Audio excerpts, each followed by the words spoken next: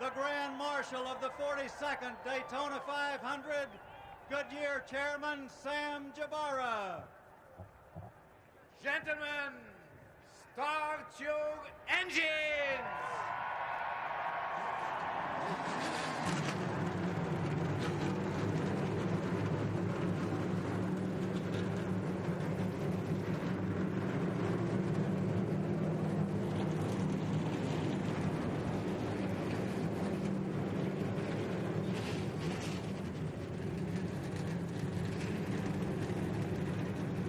And a good day, everyone. Ken Squire here, and welcome to CBS coverage of the 42nd running of the Daytona 500.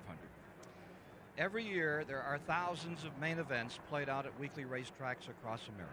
And nearly every weekend, there's a major date for the Winston Cup Series. But ask any fan, ask any driver. There's only one race that epitomizes all this sport has grown to mean. This, the Daytona 500. Its prelude yesterday had some excitement. Matt Kenseth came home the winner, the Wisconsin driver. But take a look at this moment. That is Michael Waltrip, out of control, tri-oval, into a series of sidewinders. 9 shattering snap rolls. Less than an hour later, he was out of the infield care center, into his Winston Cup car, practicing for today's race. Sore but determined, he will start 10th today. Let's go topside now with Mike Joy. Thanks, Ken. 3 months of anticipation, and it's finally here. The biggest race of the year and the toughest to win. It took Dale Earnhardt 2 decades to win the 500. Took Darrell Waltrip 17 years. And let's look at Buddy Baker's 18th try 20 years ago. Buddy Baker, what's going through your mind right now? If it runs like it ought to, I'll be seeing you over in the victory circle later on. And after all those years of effort, all those heartbreaks, Buddy Baker has done it. This car and that driver have just run the fastest 500-mile race that has ever been witnessed on the face of the earth. Buddy Baker, what does it mean to have won the 500? You know, I still get goosebumps just thinking about what this race meant to me. It's life-changing. It's the biggest race we run in. And somebody out there in that 43-car field today is going to get to experience what I did when I won the Daytona 500. I'll never forget it, and he won't either. Ned Jarrett, twice a NASCAR champion and now America's premier race strategist. What should the folks at home look for today? A lot of ingredients, Mike, should keep this thing exciting all the way through. There are 7 rookies in the field. They're running under new rules this time for the Daytona 500, shock absorber and spring rules, which affects the handling of the cars. How will that work out? The wind is much stronger here today than we've seen it any time since we've been here about 10 days ago. That could play a factor as well. And the temperature is certainly different today. We had a cold front went through here this morning. We've been in 80 to 85 degree temperatures for the last several days when they were setting these cars up. Now we'll be going to be in the 60s, maybe get into the low 70s. That can have some effect too. We'll be back with the starting lineup and the green flag for the 42nd annual Daytona 500 after this. Welcome back to the Daytona 500, part of Speed Weeks 2000 at Daytona, presented by Fritos. As Ned mentioned, a cold front came through here this morning. Yesterday we had mid-80 degree temperatures in Daytona Beach. Today, the temperature will not hit 60. High humidity and the wind has shifted. It now comes from the north, and it's a stiff breeze out there for today's Daytona 500. Let's have a look at the starting lineup. Dale Jarrett, 2 times a Daytona 500 champion, and his Robert Yates teammate Ricky Rudd share the front row. Row 2, 2-time winner Bill Elliott, and Mike Skinner, 4th here last year. Rusty Wallace makes his 18th try to win the 500. Ward Burton, 8th in 97. Tony Stewart started on the front row last season, and Dale Earnhardt Jr., could he be Rookie of the Year? Row 5, Mark Martin, 15 tries to win it. Michael Waltrip, 5th last year. Jeff Gordon has won 2 of the last 3 500s. Derek Cope, the winner in 1990. Bobby Labonte, a close second 2 years ago to Earnhardt. And Jeff Burton in his 7th 500. IndyCar star Scott Pruitt makes his Winston Cup debut, and Joe Nemechek's in the 500 for the 6th time. Former IndyCar racer Robbie Gordon in his 3rd 500, and Kenny Irwin, 3rd last year. Jeremy Mayfield ran 3rd here 2 years ago, and Jerry Nadeau joins the Hendrick team. Dale Earnhardt, it took him 20 years, but he won it in '98. And Jimmy Spencer in his 9th 500 start. Ken Schrader, the runner-up in '89, and yesterday's winner, Matt Kenseth, in the Busch race. Terry Labonte making his 22nd start, and rookie Ed Berrier. Johnny Benson in the race for the 4th year, and Rick Mast. Chad Little, 2 straight top 10s, and John Andretti in his 7th 500. Sprint car star Dave Blaney, a Daytona rookie, with Robert Presley. Truck Series graduate Stacy Compton and Wally Dullenbach. Mike Bliss racing for A.J. Foyt. Steve Parks cars owned by Earnhardt. Bobby Hamilton makes his 10th start. And Sterling Marlin, winner in '94 and '95. It's the 5th Daytona 500 for Rusty's brother Kenny Wallace, and Elliott Sadler driving for the Wood brothers. They've won it 4 times. Kevin LePage from Vermont at his 3rd 500, and Kyle Petty makes his 19th try to win it. And 3-time Winston Cup champ Darrell Waltrip, the 1989 winner. There were 14 drivers who failed to qualify for this year's Daytona 500, including the Bodine brothers, Jeffrey and Brett, and Dave Marcus, who will end a 32-year streak of making the Daytona 500. Manufacturers breakdown for today. In today's field, there'll be 20 Fords, 14 Chevrolets, and 9 Pontiacs. 43 cars in the field, 200 laps, 500 miles, $9.3 million in prize money. The fuel window, 50 to 60 laps. The race record was set by Buddy Baker back in 1980 at over 177 miles an hour. Well, Fritos takes you inside racing with the winner of the fastest 500 ever. Buddy, take us around Daytona. We're going to take you on a fast lap down the pit road on the short chute, going into turn 1, 31 degrees. Preferred line around the bottom. 3,000 feet down the back straightaway, speeds of 190 miles an hour as you go into turn 3.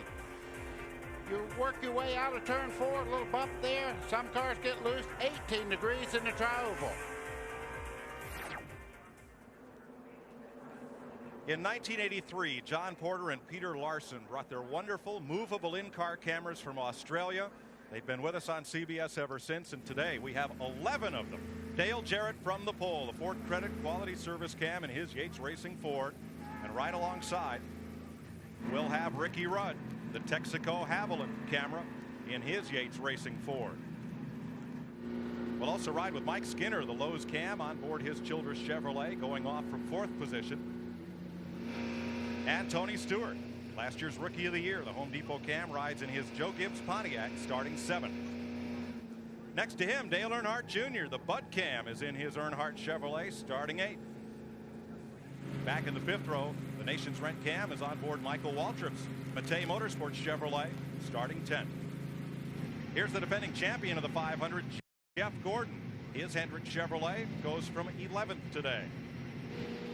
And Bobby Labonte, the Circuit City camera, is on board his Joe Gibbs Pontiac. Labonte starts 13th.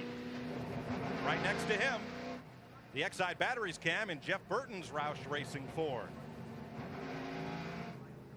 And Dale Earnhardt, the 1998 winner, starting 21st. His Childress Racing Chevrolet inside the 11th row. And we'll ride with one of the rookies. The Conseco cam is on board the A.J. Foyt Pontiac, driven by former USAC star and Truck Series standout Mike Bliss.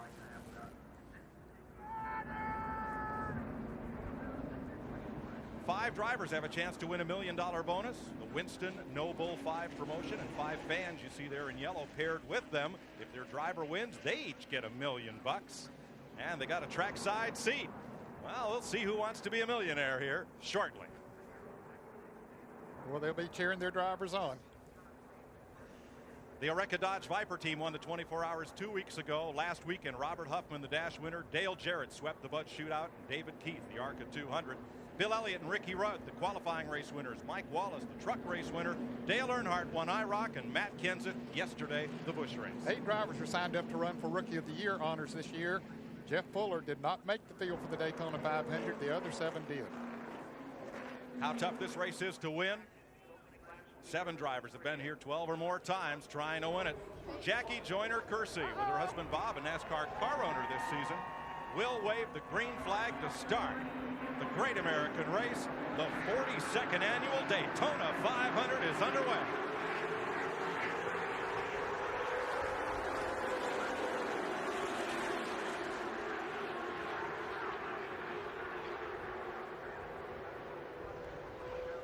Good clean start.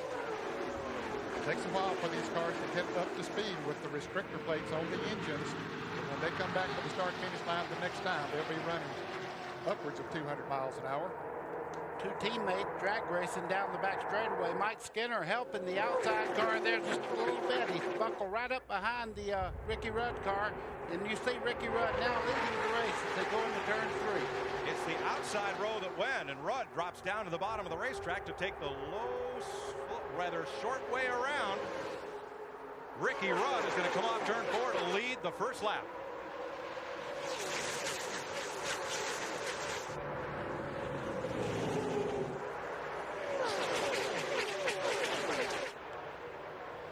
This is the 5th 500 that Ricky Rudd has led. And Ned, he's not getting away. That pack is pulled right to him. Yeah, it doesn't take long once they get the speed up to the 190, 200 mile an hour. Then the drafting comes into effect, so buddy, they can draft right up on it. Exactly right, and you can see Ricky Rudd dropping to the inside, trying to help Mike Skinner since he helped him on the first lap. Just for a second, Mike Skinner says, "Thank you, I'd like to have that myself." That's no help. Mike Skinner wants the lead. Former champion of NASCAR's Craftsman Truck Series. Here comes Skinner off the low side, but Rudd has the momentum on the outside, and the second lap is led by Skinner. Well, we were wondering if they were going to race, and then we've heard the whole race week here. Ford has the edge. Well, right now, Chevrolet and Ford are battling side by side through the corner. Skinner's crew chief, Larry McReynolds, told me this morning, we have been working on this car all week long, and we think we're there. We think we can run with the Fords today. Skinner in 31. That blue car on the inside is proving it right now. And you wait till that blue missile just behind Skinner there gets a little bit of help. Now, you talk about a car that's dominated Speedway, Dale Jarrett has. Let's ride with Mike Skinner. That's Ricky Rudd to his right as they fight for the lead off turn 4. Seesawing back and forth. It looks like Skinner will lead this lap. From Ricky Rudd, looking back at that yellow and black Pontiac of Ward Burton and clear sailing ahead. This looks like a 190-mile-an-hour pace lap. They are still 2 by 2 all the way back through 20 rows. Mike, I got to tell you, it may look like that, but if you're in these cars, they're jumping around a little bit. Earnhardt in the middle there making moves towards the front. Earnhardt to 22nd position. That's Robbie Gordon, number 13, to his left. And just ahead, Jimmy Spencer. Bill Stevens. Mike, an anxious moment for Dale Earnhardt this morning. That car did not pass tech inspection. NASCAR wasn't happy with the repairs they made to the back of that car after that incident in happy hour yesterday. Kevin Hamlin and the guys got it back into the garage, recontoured the rear valence, and then they got the wave through. Here goes Dale Jarrett for the lead. 3 wide. Yes, and he has a very good drafting partner there. Bill Elliott has moved into second place. And here comes Rusty Wallace. 3 Fords break to the front of the field. 3 wide racing. Mike Skinner's caught in the middle in the blue number 31. That middle lane has not been the place to be. Well, the cars move around a lot, and you have to be very precise, and you hope nobody around you makes a move that makes you have to jerk the steering wheel. It's a pretty dangerous thing to run 3 wide here. Upper left of your screen, those red boxes indicate a driver who's lost a position or more on the last lap. Those green boxes are drivers that have moved up 1 or more spots. 3 abreast to turn 1. Michael Waltrip slip up in there. Grabbed a couple of spots in the front straightaway. And here's Skinner trying to find a way to either the top or bottom lane. He's got room to slip in there. Oh, I'm glad he didn't do it. Yeah. I'm glad we're not his spotter. Yeah, that hole didn't stay open long, did it? Let's go to pit road. Dick Berggren. Dale Jarrett's crew did a Herculean job getting that race car ready to run today, Mike. They worked as late as they could last night. About 10 o'clock, they finally got thrown out of the garage. They were back in here again at 6 this morning. The team flew in 3 body specialists to try to get it right. Here at Daytona, aerodynamics is everything. They had their own special templates built to try and make sure that if something like this happened, they could figure the front end of the race car. Looks like they've done a great job of it. Jarrett leads. It's the 5th Daytona 500. He has led. He has won it twice. Bill Elliott, winner of the qualifying race Thursday. He's won the 500 before, and he's positioned in second place. And Rusty Wallace trying to win it for the first time in third. There's one reversal in that first race that we had for the 125. It was just reversed. Bill Elliott led every lap. Jarrett got by him in this race, and they finished 1, 2, 3. Rusty Wallace bringing up third. Fast forward to the front of that field. Ricky Rudd led them home in the second Gatorade 125.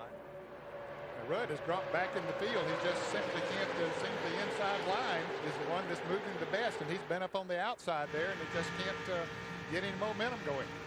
Kenny Irwin just ahead as you ride with Ricky Rudd. And you see those cars on the inside keeping him way up high. And I just wonder if he might have a little push in the car and have him go that wider line there trying to get the car to turn. When the front end takes off and you can't turn left, sometimes you have to run a high line. Boy, he is really dropping back. Look at the cars that are going by. Something is wrong there, but it's not really running up the car. He's been behind Derek Cope, the 1990 winner, in car 15. There is Rudd. You see him continuing to slip back in this field. What's the story, Dick? Well, the radio is quiet. Rudd hasn't said anything to his crew at all. The crew is simply telling him, be patient. Spotters telling him clear high, clear low. That's all they've said so far. To Ralph. Rusty Wallace yesterday cut his practice time short by 20 minutes. Normally, Rusty is begging for more time. He climbed out of the car, gathered his crew around, and said, boys, this is the best race car we've ever had here. Let's go win the Daytona 500 tomorrow. On that outside line, Ralph, Derek Cope leads them around number 15. Has a surprisingly strong run Thursday in his qualifying race, but here at the front of the pack, Jarrett, Elliott, Rusty Wallace, Michael Waltrip. Let's ride with Jeff Gordon, defending champion of this race.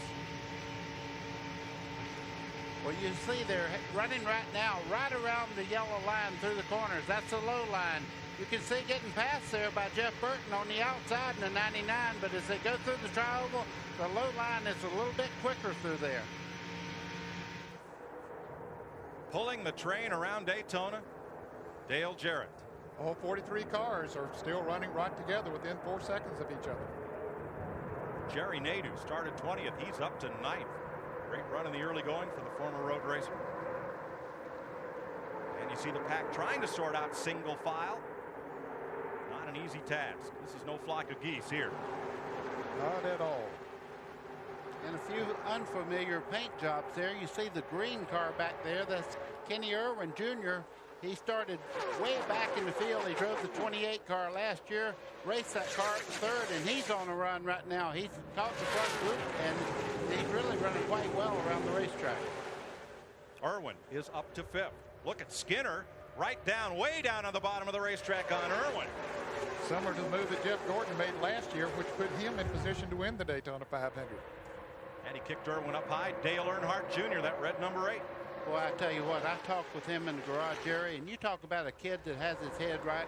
I talked to him. I said, you might be the first rookie that has a legitimate chance to win the Daytona 500. He looked at me and he said, don't ever say that to me again. Put the pressure right on him, didn't you? I did. Here's Jerry Nadeau, 25, middle of your screen. He started in 20th position.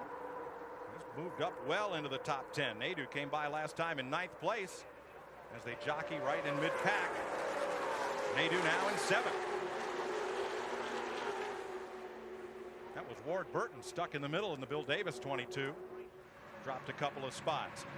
We're 11 laps in under the green flag in the 42nd annual Daytona 500 on CBS. We'll be right back.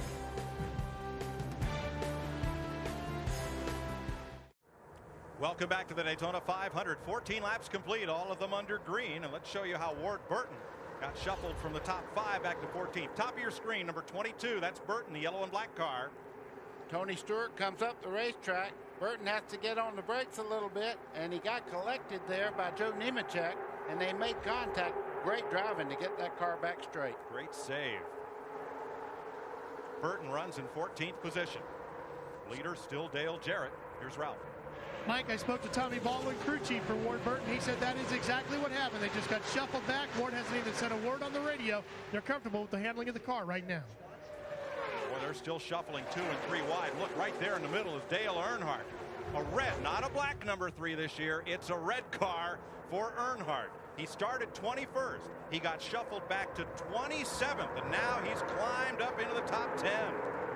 Boy, if they'd have changed anything else, if they'd have caught him with anything else, they'd have probably put him right up on the pole. That guy is on a mission right now. He's flying around the racetrack. His car owner, Richard Childress, said this morning, he says, we have been working like dogs all week, but I think we're there. I think we can race them to the front. Bill Stevens. Mike, I just spoke to crew chief Kevin Hamlin for Dale Earnhardt. He says that Dale has said absolutely nothing since the green flag.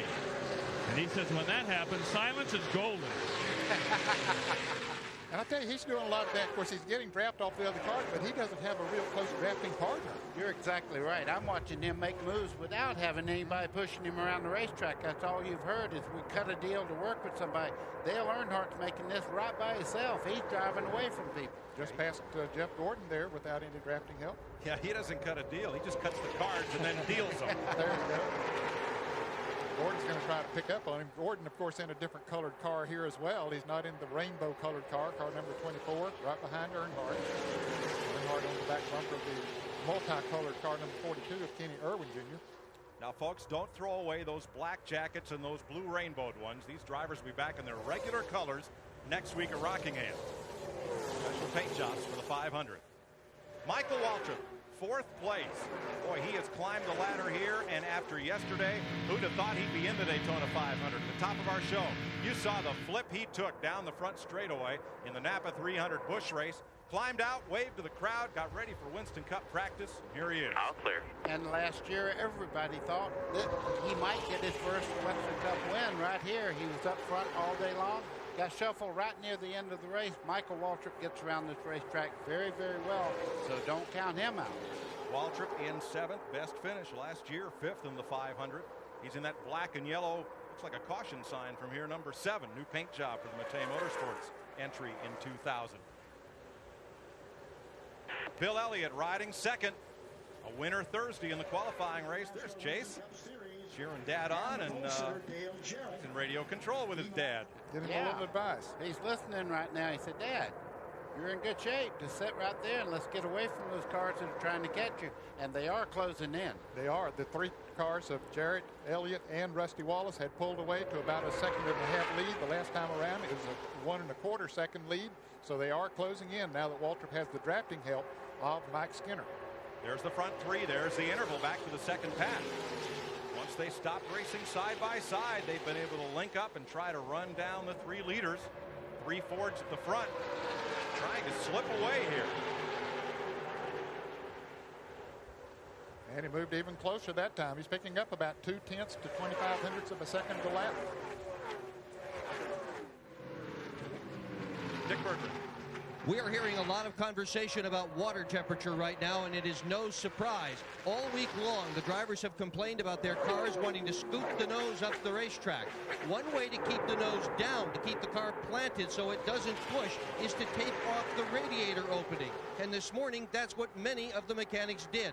Taping off that opening, however, can cause the car to overheat.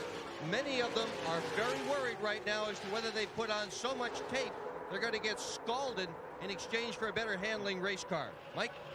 That's the risk you take. And let's ride with Dale Earnhardt. And look who's just ahead. It's Cody's son. Here comes Dad. 2 different grooves, though, all the way around the racetrack. Earnhardt's now senior. He says he don't like to be called senior, so I'll call him Dale Earnhardt. Dale Earnhardt Jr. looking back at his father, but in the corner, 2 distinctive different lines through the racetrack. Buddy, your dad was a great NASCAR champion in the 50s. Do you remember your first race against your father? I certainly do, and he was the first person that ever put a bumper on me. And not the last. Teaching you early. For the first time in the Daytona 500, there are 2 Earnhardts in the race. We asked Junior what would he do if it came down to him and Dad at the finish. I'm trying to get up beside him if I can, but you know, he's going to need some help, and I'm going to need some help. So I think that similar to the IROC race, when I got up beside him there, he got a little push from Rusty that helped him out a little bit. So I fear that if I went to try to pass him, that he'd probably get help from all his buddies in the Winston Cup Series. Well, Mike, I thought they were going to work together. I watched Earnhardt Jr. move up on the racetrack to try to help his dad, and I think they'll eventually get to where they're running where Earnhardt Sr.'s car works the best.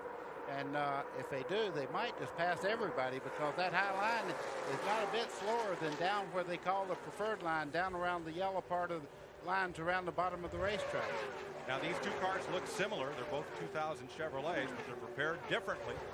Earnhardt drives for Richard Childress, as he has the past 15 or so seasons. Junior's car is owned by his father and prepared at the Garage Mahal up there that Dale Earnhardt owns. And Dale Earnhardt's partner there is just behind Earnhardt. So there's three of them working together, but Jeff Gordon's kind of fighting back on the inside. Just up on the right side there is Skinner trying to run the high side now and help those guys in front of him. Jeff Gordon taking the short way around. You know, one of the great things about Earnhardt and his style, and you're really seeing it here in this early part of the race, is his strategy, his secret to success. He says you have to make your attack quick. You have to make every move count, and indeed that's what he's done since the outset of this race. And remember, he is driving in better shape than he's been in years. He had a back operation this winter, out for several months, and he is in the best of health he's ever been in. Let's get back with the action.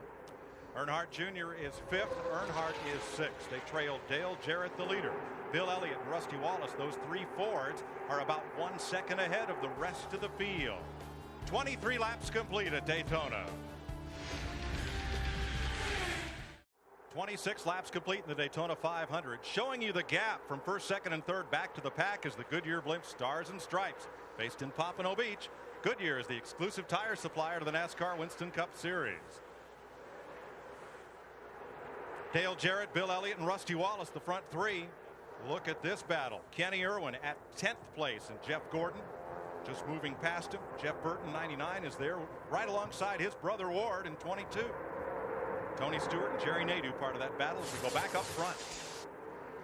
Mike, you see they're kind of layering themselves down the back straightaway there. Everybody is not tucked up like you should be to break away. Right now they're cooling these cars by changing the way they run on the racetrack to get fresh air in the nose of the cars.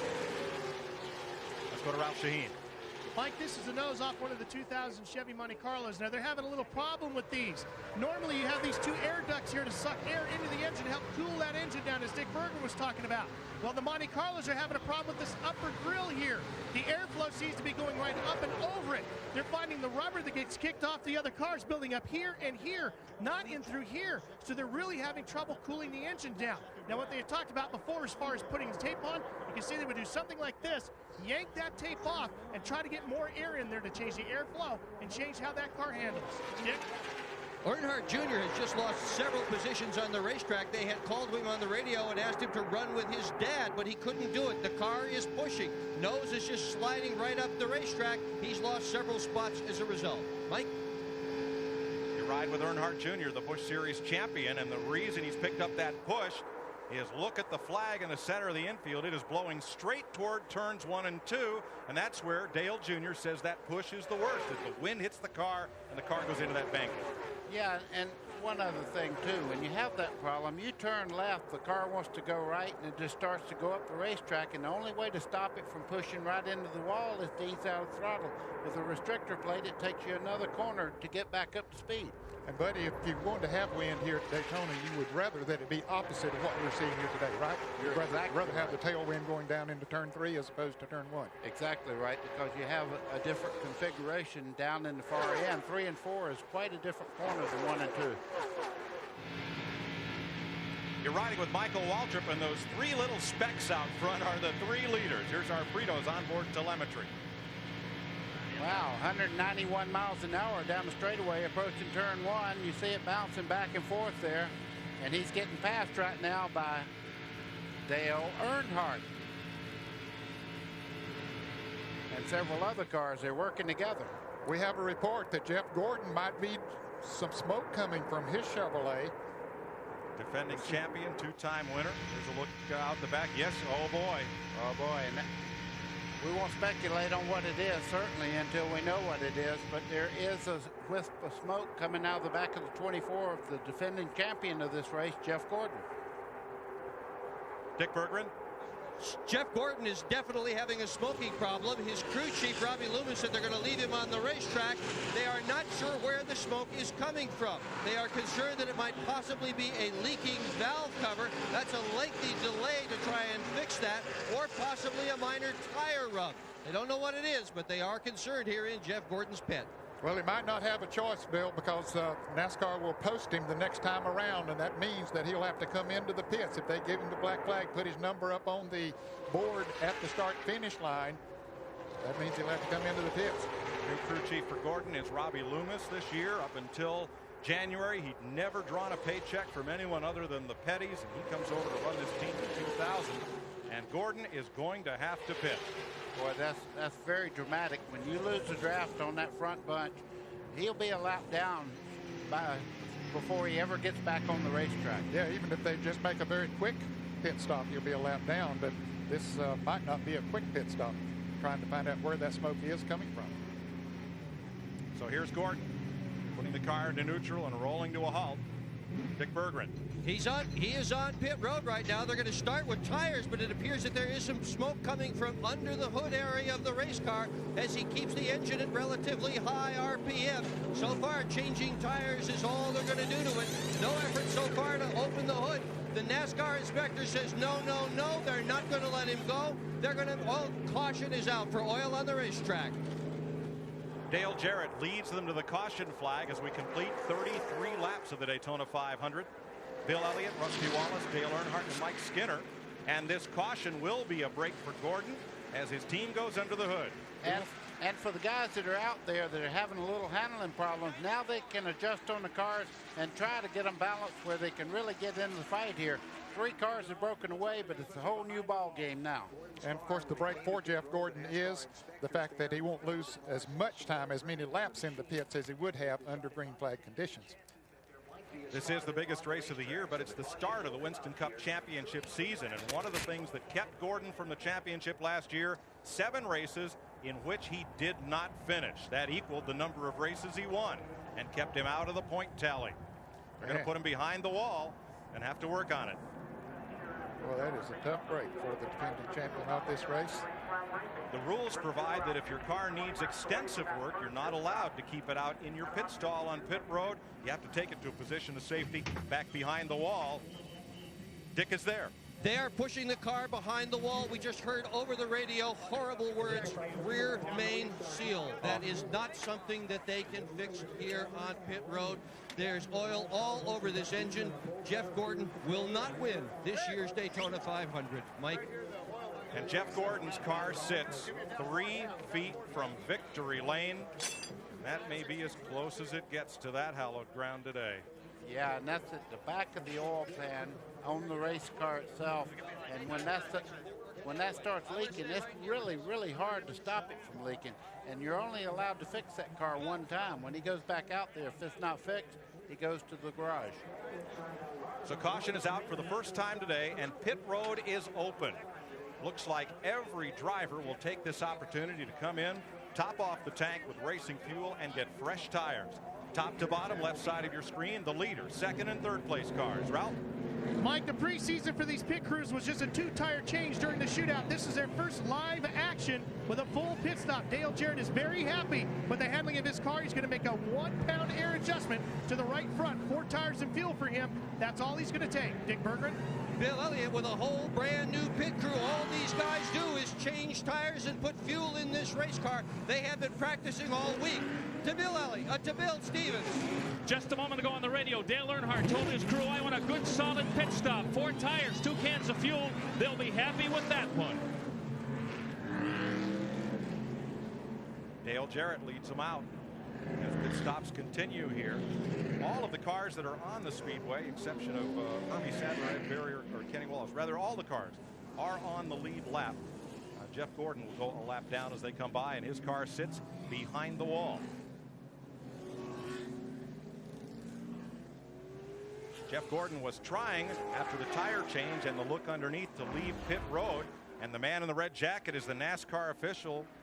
He is waving caution is out. That is the signal, and he's saying you cannot go. You've got to make that repair. You can't leave. So we're under the first caution of the day, and a two-time winner and defending champion of this race is already sidelined. There he is, Jeff Gordon. Getting set for the restart at lap 36 of 200. Dale Jarrett, after speedy pit work, back in front. Mike, there was even contact on pit road just a second ago as people were going out, and here comes Gordon back into the fight.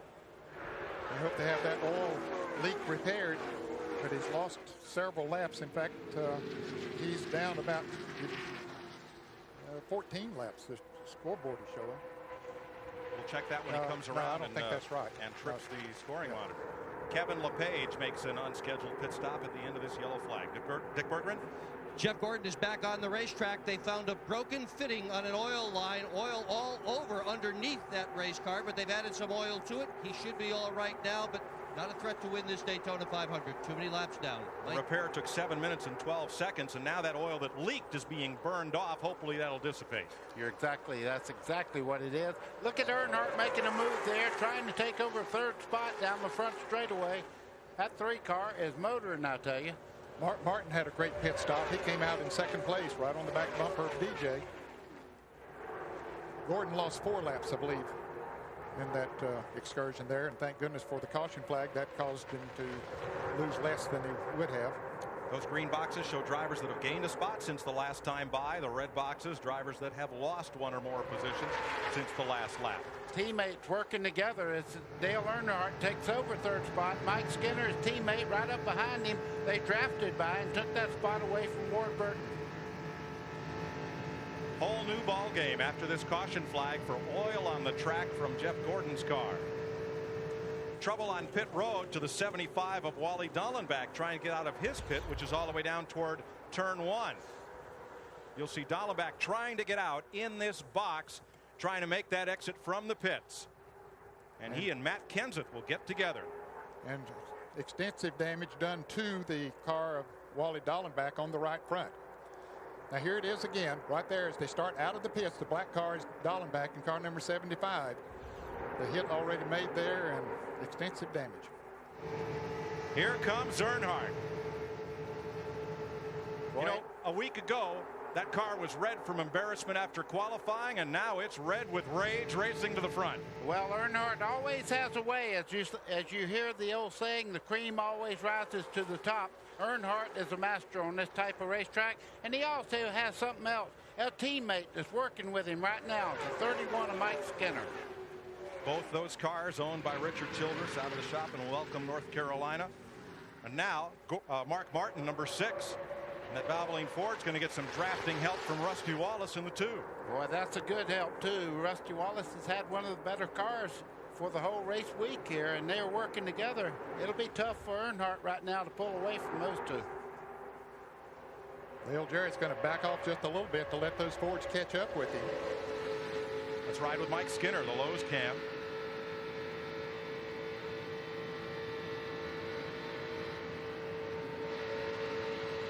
You could hear Mike Skinner have to get out of the throttle. He got the draft and moved up on Earnhardt. He had to feather out the throttle just a little bit to keep the draft like they had needed to really get maximum speed down the straightaways.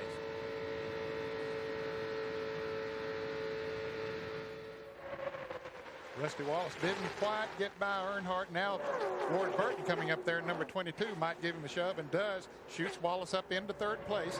So Mark Martin has replaced Bill Elliott in that second position before the caution. Two of the same 3 cars are running up there, DJ and Rusty Wallace.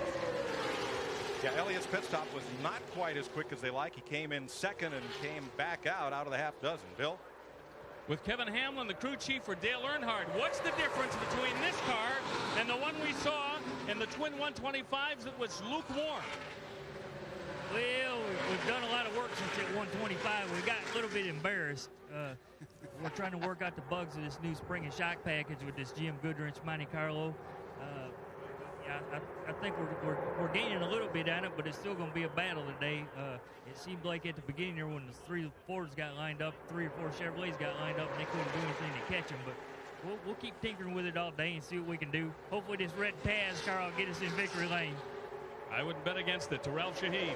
Rusty Wallace's pit stop wasn't blistering fast either. These are the lug nuts that the crews go ahead and glue onto the tires using this glue right here, so when they make their stops, they're all set and ready to go. Well, one of these fell off on the left front tire, so Billy Wilburn had to take one out and put it on manually. The reason why they couldn't get away with it was a NASCAR official was standing right in their pit stall, Mike.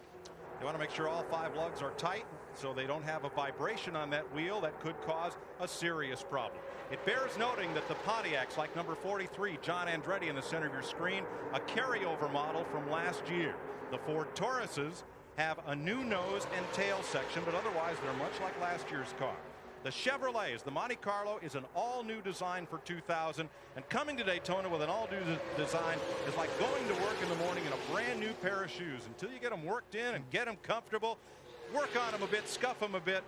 They need some breaking in before they run well, and the Chevy teams have had all week to work on it, and they've done their homework. They've caught up to the Fords and the Pontiacs here. 43 laps complete in the Daytona 500. This CBS Sports Race Summary is sponsored by Nextel. How business gets done.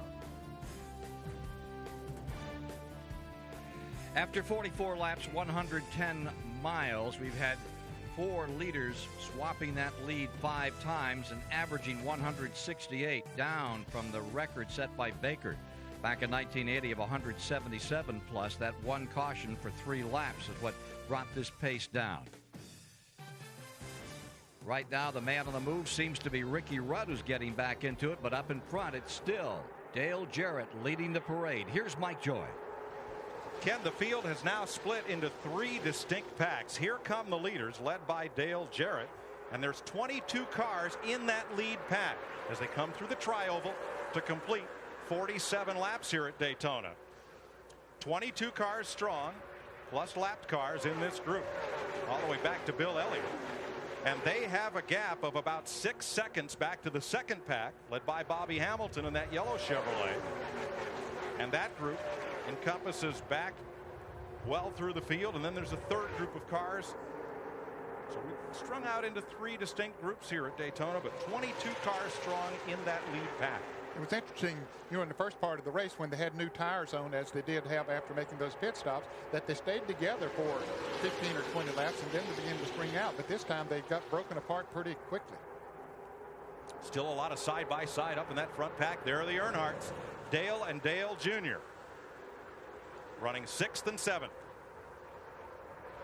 But it was a while back. Junior was coming up on his dad, but or his dad. How was that he moved over and let it go? He had run his father down. He was in a line that was running much faster, and he just pulled over and helped his dad. So he realizes where he gets his real help from, and he's first to tell you that he wouldn't be where he is without his father's help.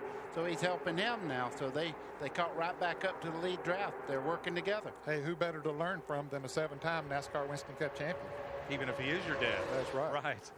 Well, now this first pack may split in 2. You see about 8 cars single file, and then they're still racing hard side by side. Just behind them, Jerry Nadeau inside of Joe Nemechek right there, back at 9th place. Single file, those 8 cars could break away. Bill Stevens. Jerry Nadeau having a great run today after a very busy offseason, Mike. He got married to his fiancée Jada down in the Bahamas, and when he got home to Connecticut, bought a house, and then had to put a new roof on it. His sponsor, Michael Holligan, videotaped the whole thing and put it on his local home improvement show. I asked Jerry, how'd the project come out? He said, Bob Vila, look out. And who put the roof on? His dad is a roofer in Danbury, Connecticut. Ralph. When Dale Earnhardt Jr. first started his racing career in a late model, he was in charge of getting all the stuff for his own car. So he used to sneak into his dad's shop and, look around a little bit. Then crew chief Tony Eury Sr. got mad at Jr. one day for taking a roll of duct tape. I said, is that all he took, Tony? He said, well, I don't know. His car ran pretty good back then. He was lifting a lot of parts out of the back of the shop, Mike. Dick Berggren. Well, Bill Elliott is having a bit of a problem right now. He has drifted way back in the pack, and the problem is that he overheated early on, had to back out of it in order to let his engine cool off. Crew said that it ought to be okay later on in the day. They can pull tape off the grill, give him a little bit more air. They say they just need a good pit stop, and they'll be back in this thing, Mike. Elliott came into the pits running second. Dick came out in sixth, but now he has tumbled back to 22nd place. And what can happen there if it actually starts to boil the water out? You lose water and it just gets hotter and hotter. And Bill's one of those guys that watches the gauges, and he's probably doing what he needs to do just to cool the motor back down and wait till he can put some water in it. That's what he's done. He's purposely, I believe, just moved to the back of the pack there, buddy, so that he can move the car in and out and get him some fresh air as he's doing there right now. Nothing right directly in front of him, so that will get cooler air in there. And he's still able to keep up with that lead draft. Oh, bookmark this one. These two cars, number 10, Johnny Benson, number 26, Jimmy Spencer. When they came through the tri-oval, Benson slid right up the racetrack in front of Spencer by inches. Spencer never forgets. I mean, it was a bold move by Benson. Jimmy's hanging on to him for right now, but we'll see what happens. Well, Johnny Benson has had a fast race car. That Pontiac has really run good, and so if he can pull Spencer back up through the pack there, he might forgive him. I just figured to say, cutting him off is kind of like reaching and getting a bone away from the pit bull. Benson in that number 10 Pontiac, new ride for him this year. He runs there against John Andretti. Back at the front of the field, Dale Jarrett's Ford is your leader. Mark Martin in second. In third, Rusty Wallace. Three Fords leading the Pontiac of Ward Burton and Tony Stewart, and the Chevrolets of Don't Call Me Senior Dale Earnhardt and his son in seventh. Nemechek, Rudd, and Bobby Labonte fill the top 10. We've completed 52 laps, 53 this time by. 200 laps make up the 500 miles here at Daytona.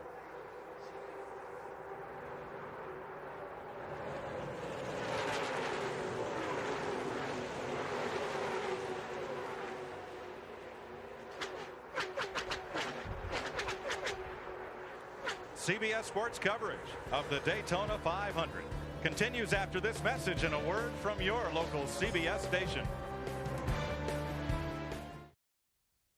CBS Sports presentation of the Daytona 500 is sponsored by Route 66. Jeans, clothes. It's not Main Street. Only at Kmart. Nextel, how business gets done. And by Haviland. Add more life to your car. 56 laps complete. Dale Jarrett in command. He began the day 33rd on the all-time Daytona 500 lap leader list. And already today he's climbed past such greats as Leroy Yarborough, Marvin Panch, Bobby Isaac, and Benny Parsons. The numbers of laps led here at Daytona in the 500. Mark Martin in second in that Jack Roush Ford. Spent all of last year playing in pain. Martin has never won the 500, and he had horrible back pain throughout the entire 1999 season. He had a spinal fusion over the winter, an operation that puts most people flat on their back, immobile, for 4 months or more. And yet Martin was here for the first day of practice in Daytona with a spring in his step and ready to go racing and feeling great. He says, "I'm a new man." And he told me, I asked him about it, and he said, I didn't know how bad I was hurt until I got fixed. He said, I'm like a new person. I'm 10 years younger. He said, I can't believe the way I feel. You know, he made the public statement that he didn't feel that it had hurt his performance on the racetrack. I told him first day we got down here and said, Mark, I believe that you'll find out that it was hurting you more than you realize. And he said, I hope you're right. He's showing you here today that he's in great shape. And the other thing that we all remember is him hitting the wall here in turn 2 and really hurting himself after he already had a back injury. That was in the Pepsi 400 last year.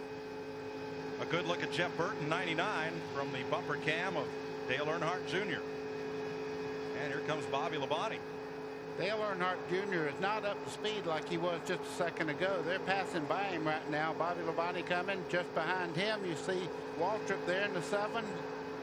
Quite a few cars going right on by Dale Jr. Something's a little bit awry there. Jerry Nadeau went past that yellow car. New colors for Ken Schrader, driving a Pontiac this season. You know, we hadn't seen much of Bobby Labonte today. He started 13th, fell all the way back to 34th on the 8th lap. But now, last year's season runner-up is in the top 10. I got a feeling we'll see more and more of him as the day goes on, Mike.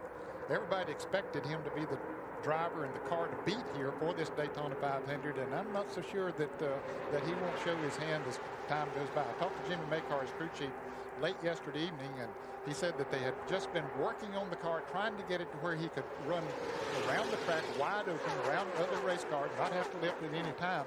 And he said, I think we're pretty close. Well, it looks like he's doing pretty good right now. Mike, and somebody that's pretty much a favorite of anybody that's watched racing in the past couple of years, Tony Stewart sitting there in 5th place, that orange car, Rookie of the Year last year, doing a great job getting that experience. I talked to him earlier in the garage area, and he said, you know, I've only been in 4 plate motor races, and I don't have the experience, but I learn every time I go around the racetrack. And there is a difference in driving when we talk about restrictor plate tracks. They only run restrictor plates on the engines here at Daytona and at Talladega, reducing the horsepower by at least a couple hundred, and there is a difference in the driving, buddy. It is that. You have to keep it wide open all the way around the racetrack. You notice you never hear the RPMs go up or down. Watching from our Home Depot cam, on board, Tony Stewart, former IndyCar champ. And a little intramural bumping back and forth here in this pack. John Andretti. He's in the Richard Petty blue number 43. Car is clear of contact right now, but looked like he had a little bit as they came into the trioval. That's Andretti right there in the 43 coming off the corner down the back straightaway side by side with Jeremy Mayfield. Just behind him, Johnny Benson in the 10. And Chad Little drops to the inside. Green number 97 right with that pack. And Andretti climbs the hill as Dale Earnhardt Jr.'s crew looks on. Those drivers are running in the 15th, 16th, 17th position.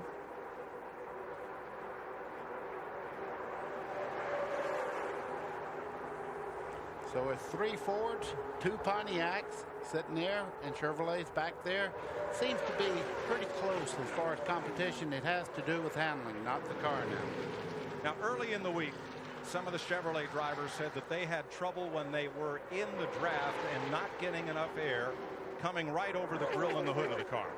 Yeah, and what that means is if you have a problem getting air in the top part of the grill where the rubber does not stick, you have a real problem, because down below there it will fill up with rubber, and all of a sudden that's blocked and you're not getting air in the front of the car. See how the pack has now come single file through about the first 15 positions. And let me explain that. These cars are going around there, and the rubber that they wear off the tires is like gum, and it flies up into the grill of the race car and sticks. And once it's in there until you brush it off. You can't brush that off on the bumper of the car ahead of you. Here's our Circuit City cam. You're on board with Bobby Labonte. He's up to 11th place.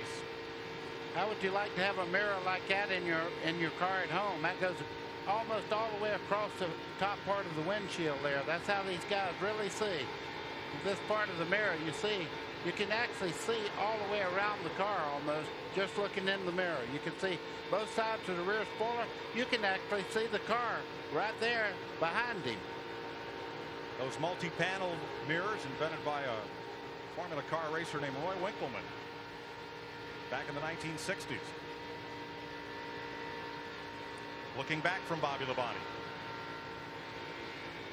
You see that white wall on the outside? Even though the track is banked 31 degrees in those corners, all around Daytona, the wall is always at a 90-degree angle perpendicular to the racing surface.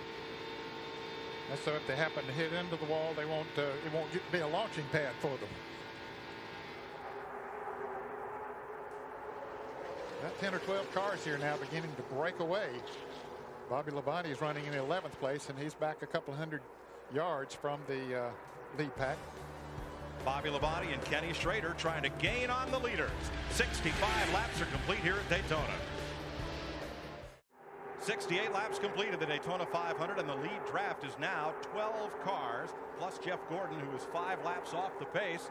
And they get side by side. Michael Waltrip up there out of turn number 4, working on Jerry Nadeau. And there's Joe Nemechek in 33. Yeah, and this is the first ride for Jerry Nadeau in the 25 car for Hendricks Motorsports, doing a great job. Former Formula Opel driver in Europe. Ooh, Nadeau bounced a little bit down off the flat there, buddy. I was just fixing to say, he might be in there to talk to somebody pretty soon if he does that many times. trouble on the Bobby Hamilton number 4 car, the Morgan McClure Chevrolet, coming into the pits way off pace. He had been leading that second pack back there for a long time. But something arrived with that car. That team won the Daytona 500 3 different times, but he's headed to the garage area. So Hamilton may be our first retiree today at 69 laps. The lead draft includes Dale Jarrett, Mark Martin, Rusty Wallace, those front 3, plus Ward Burton, Dale Earnhardt, Tony Stewart, number 20, 99, Jeff Burton, 7 in black and yellow, Michael Waltrip, the 33 of Nemechek, and 25 there of Nadeau, Bobby Labonte, Kenny Schrader. Here comes Nemechek. Nemechek running very well on the high side of the racetrack. These guys right now, believe it or not, this is like watching a mile run right now. They're out there. They know they have good cars. They're pacing themselves, and they're also thinking about what to tell the crew chief and what kind of adjustments to make on that car, making where they can maybe run with Dale Jarrett. Now you say they're pacing themselves, buddy, but are they holding anything back? Yes, they are. Right now, they're letting Dale Jarrett carry them around here in the draft, and what that is we talk about it all the time, but it's air coming over the front car. He actually goes through the air, makes a vacuum, and it pulls these cars forward that are behind him. Jarrett has led more laps today than in all of his previous 11 Daytona 500s combined. Nick Berggren. Early in the week, Dale Jarrett predicted the winner of this Daytona 500. He didn't name the winner, but he named the strategy that would win this race when he said the guy who wins it is the guy who can stand on the gas the most. Mark Martin just radioed to his crew and said, I have just completed 30 laps without lifting the throttle off the floor at all. Mark Martin is running this place wide open every single lap, Mike. Wow. Let's check in on the rookies in this race. 7 of the 8 announced rookie contenders made the show. Our Conseco Cam is in the A.J. Foyt Pontiac, driven by Mike Bliss. Of the rookies, there's Dale Earnhardt Jr. 13th, Matt Kenseth 24th. Mike Bliss is running in 27th position. Scott Pruitt 31st, Ed Barrier 34th, 35th Dave Blaney, and Stacy Compton is 38th. All of those drivers are still running on the lead lap at 72 laps completed. Buddy, what was it like to be a rookie at Daytona? Well, I tell you one thing. You look at this back straightaway, and that gives you some idea of what a young driver that's never been off a half-mile, mile racetrack. All of a sudden, you see 3,000 feet down that back straightaway. And then that 31 degrees that you're looking at. The car goes up. It feels like all of a sudden you're on a 3-story house running the side of it. Ned, in '59, when this track was built, there'd never been a high bank speedway like this before in America.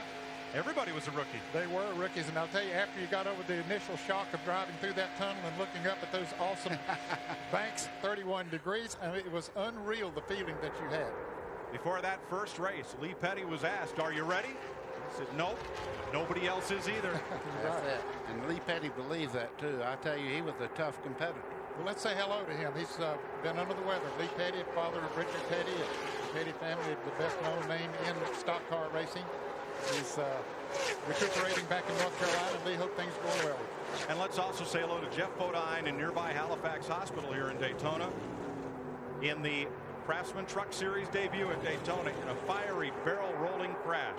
Jeff Bodine went to the hospital where he is now listed in intensive care.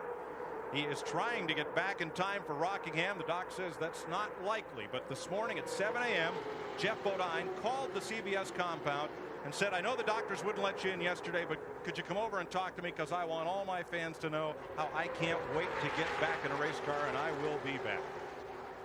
That's good to hear, because everybody here held their breath until they saw him actually being loaded into the ambulance, and he started moving his left arm a little bit, and everybody felt a relief come over. I think everybody in the grandstand, I heard them cheer. Oh, no question about it. That was a tremendous relief. We were cheering up here in the booth as well.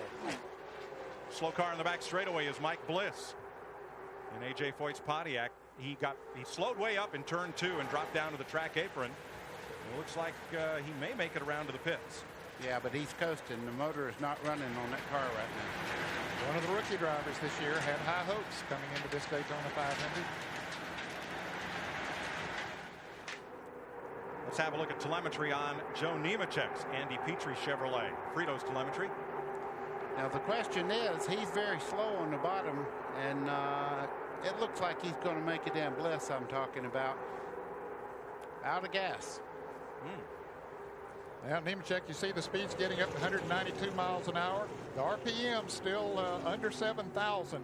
And for you fans that have heard that they turned these Winston Cup cars maybe 9,000 RPMs, they will be next week at Rockingham. But these restricted engines, they simply can't turn that many RPMs. There you saw it just barely go over 7,000. Ned, that was quite impressive. 194, close to 195 down the straightaway.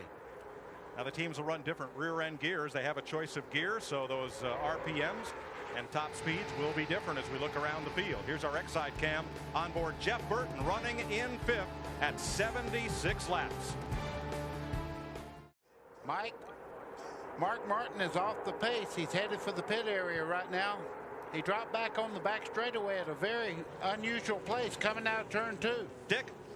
The problem is Mark just came over the radio and hollered simply, bad tire, bad tire. He has an equalized tire. They have told him check the brakes at the head of pit road. Remember, he hit one of his crew members last weekend. They've said slow it down, slow it down. Here he comes. This is a decidedly unscheduled pit stop. He would prefer to have come in with somebody to help him get going, someone to draft with when this pit stop ended. That did not happen. This will also put Mark Martin out of sequence. Unscheduled pit stop. 4 tires on. He's gone 17.2 seconds. And it'll put him a lap down too, Dick. He's coming out of the pits now as the leaders come off of turn 4. And until he gets his speed up, he'll be a lap down. Yeah, they'll catch him about the middle part of 1 and 2 down there. You see, you have to stay under that yellow line. And here comes the leaders at him right now as he goes into turn 1. They'll pass him somewhere in that corner, most likely.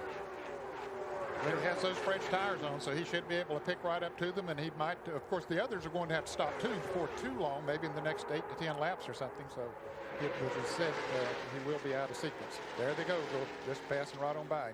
Mark Martin will be okay if all the rest of the leaders have to make pit stops under the green flag. Exactly. A caution flag would come out. He'd be trapped a lap down.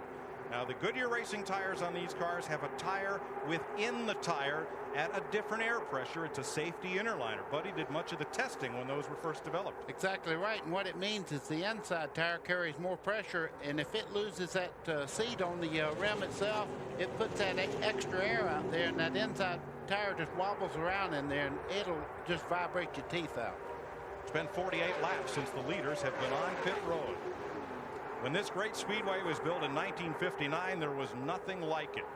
Jimmy Thompson said, other tracks, other speedways have separated the men from the boys. This track will separate the brave from the weak after the boys have been sent home. I love it. Watch 33, the blue car, Nemechek. Coming up on Dale Earnhardt, car number 3. There's Nemechek in the blue car, and Earnhardt slips a little bit, and Nemechek gives him a little bit of a tap there. A little more than a tap. Bent the back bumper of Earnhardt's car. And look at the nose of Nemechek's, bent that in too. And aerodynamics are so important here. Dick Berggren. Well, they thought it was an equalized tire that brought Mark Martin in, but it was not. The tread has just come off this thing, and this is the first tire failure of any kind that we have seen here during Daytona Speed Weeks and all the practice and all the racing that we have had so far. Several of crew members have come down here. Earnhardt Jr., Earnhardt Sr.'s people have both been down here to look at it. The Goodyear people have been here. No one seems to know why this tire failed on Mark Martin.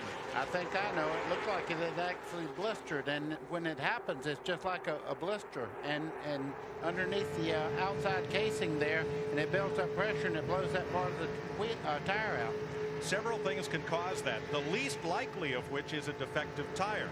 But the teams, as they adjust on the 4 corners of this race car, can sometimes overload one corner, and the driver, by turning too much in the corner, can abuse that tire, overheat it, and cause it to blister. Well, it's just like you put your hand on sandpaper. Until you make it slide, it does not hurt. But then you start to slide your hand, and it builds friction. But you got to hand it to Mark Martin for getting that feel. When something went wrong, he knew it immediately, and he knew he didn't want to go into that next corner wide open. So that's just a mark of a fella that knows his race car and knows the feel of his race car. Now he's on fresh tires. He may be able to get back on the lead lap before the leaders pit. He's coming toward the front of the pack. Ralph? Mike, we expect to see a lot of the leaders within the next 6, 7, 8 laps. Todd Parrott is the crew chief for Dale Jarrett. The deal making has been going on down here on pit road. He's going to make his way down here to talk to us. I've seen you talk to a couple of different other crew chiefs. Have you made your deal for pit road yet? Yeah, I just went down and talked to Robin, and we got a plan, and if everything goes green here, we're going to stick with it. What are you going to do to the car? I'm going to free it up just a little bit. So we expect Dale Jarrett to pit with Rusty Wallace. Bill Stevens? Yeah, further down pit road, a little deal making. Richard Childress, team owner for Dale Earnhardt, and crew chief Kevin Hamlin just got a visit from some nice people from Michael Waltrip's team. Looks like they've made a deal, although Kevin told me, we just told them what we're going to do. They can do whatever they want. The Robin that Todd Parrott talked about is Robin Pemberton, crew chief for Rusty Wallace. Ward Burton will pit this time. Here he comes off the banking. So pit stops are beginning, and Burton, it looks like his Bill Davis Pontiac is coming in alone. Yes, it looked like he is. He was running in third place. His brother Jeff Burton was right on his back bumper, but perhaps he saw the fuel pressure gauge go down a little bit and said, hey, I better get in here and get me some gas. That's just what happened, Ed. We just picked up on the scanner. Ralph is there. Mike, they go to work on the car. They go to the right side of the car first. That is where Tommy Wallace and Tommy Baldwin Jr., the crew chief, go to work on changing the tires. They come around to the left side. They go to work on that as well, getting all the gas into the car as they can. No changes to the chassis, and he's down and away. Derek Cope is also in. Robert Presley, Rick Mast, and rookie Dave Blaney are making pit stops. The leaders stay out as we come around to complete 87 of 200 laps here in the Daytona 500. And all these teams that are making pit stops now are holding their breath, hoping that the leaders have to come in and stop before a caution flag might come out and freeze the field, with the teams that are stopping now a lap down. And I would bet, Ned, that everybody out there sent a runner up to see what the tires looked like on Burton's car when he took them off then. Absolutely, and of course it's almost impossible to make a pit stop here without going a lap down. Now here comes Mark Martin. He is third in line. Remember, he lost a lap making that green flag pit stop. If he can get past Rusty Wallace and Dale Jarrett, he'll be in the safe zone. He'll be back on the lead lap, and if the caution flag should come out, he'd get a free pass all the way around to the back of the pack on the lead lap. And I predict that he's going to be the leader of the race after these other guys have to stop. Of course, he's going to be left out there with nobody to draft with, and don't know how much that might play into it. Dale Jarrett has a new pit crew. The tire changers, Jack Mann and tire carriers, last year worked for Jeff Gordon. They were 5 of the Rainbow Warriors. And during the season, they shopped themselves to various car runners as a unit. And Robert Yates says, well, I've got a good crew pitting Dale Jarrett. They were good. They won him the Winston Cup Championship. But if I could get these guys to work on the car just on weekends and have the fellas who also work all week in the shop just concentrate on that job, what might we have? And we'll find out, because he's hired them. Jeremy Mayfield making a pit stop. Ken Schrader just went out of the pits making his pit stop. Penalty on Mayfield. You see the red jacket? That's the NASCAR official holding Mayfield. Apparently came down pit road too fast. Other cars coming in right now. Michael Waltrip coming down pit road. So is Dale Earnhardt. Jerry Nadeau and the 24 of Jeff Gordon, who's many laps back. Here comes Dale Jr. Mike Skinner is in. Johnny Benson, Bill Elliott, John Andretti, and Ricky Rudd are pitting on lap 89. Bill? Dale Earnhardt is in. You're watching the oldest average age pit crew in Winston Cup. 38 years old, but they can still get it done. They'll do 4 tires. Dale says that the water's not hot enough. At some point, they're going to try to get some tape on the front of that car to make it run a little bit warmer. No chassis adjustment. Fuel is in the car. Electric tire hung up just a little bit. That slowed them down as the last drops of gasoline go into the number 3. He's good to go. Jimmy Spencer, Scott Pruitt, Robbie Gordon also came in on this lap. Kenny Irwin is in, and Elliott Sadler for the famed Wood Brothers. Here's Joe Nemechek making his pit stop. All these are green flag pit stops. Sterling Marlin is in, but the leaders continue to run. I wonder how long they'll continue to run, Mike. Of course, they know how many laps they can run on a tank of fuel, but I think it's got to be getting close. Closer than you know, Ned. The leader, Dale Jarrett, should pit this time, and likely Rusty Wallace will come with him. You can go ahead and count on that. The 3 leaders will come down pit road. I guarantee you Rusty Wallace will come in with him.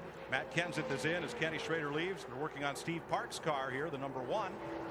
Kyle Petty is in.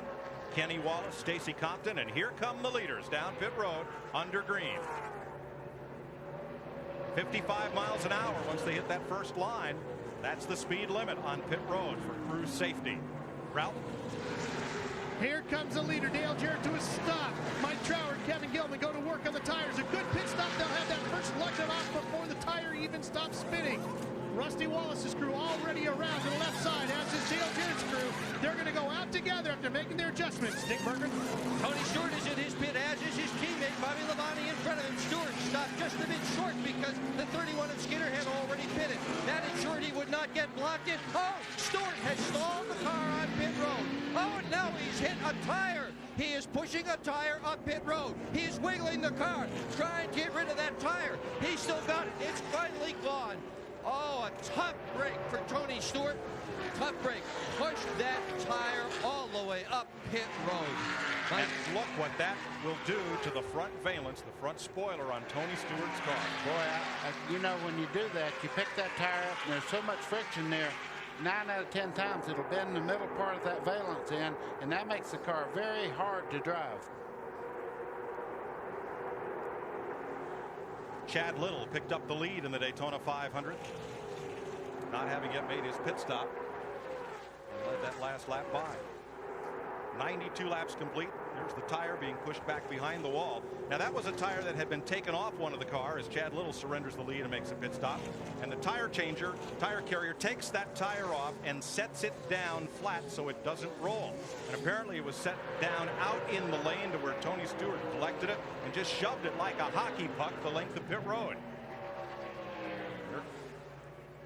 Early damage to Wally Dallenbach, being taped over, and a new nose piece going on there. Trying to improve the aerodynamics. And Ned, so far that championship pit crew that Dale Jarrett has hired is really making a difference. Right now he's pretty much out there right by himself. Rusty's trying to catch back up, but this car is motoring. It is, but he's running behind Mark Martin, who had made that pit stop earlier, and we predicted that he'd be the leader after these pit stops. All right, let's see what happened to Tony Stewart. Look at the orange car on the right side of your screen, just behind his teammate, Bobby Labonte. Okay, the trouble is this tire right there. He's going to pick it up and take it right down pit road. That was, I believe, the right rear tire from Bobby Labonte's car. You know. And what happened to Dale Earnhardt? Here's the fuel man finishing up with that first can. Here comes the second can. Oops. Missed. He slipped. Slipped and might have spilled a bit of gas there on the first can, and the fuel man slips in it, misses the receptacle. 93 laps are complete in the Daytona 500. Mark Martin is the leader. This CBS Sports Race Summary is sponsored by Budweiser, the official beer of NASCAR. Hey, race fans, there's Bud's for you. 95 of 200 laps complete, 237.5 miles. 6 leaders today. The lead has been swapped 7 times, and the speed is near Baker's record from 1980 of 176.8.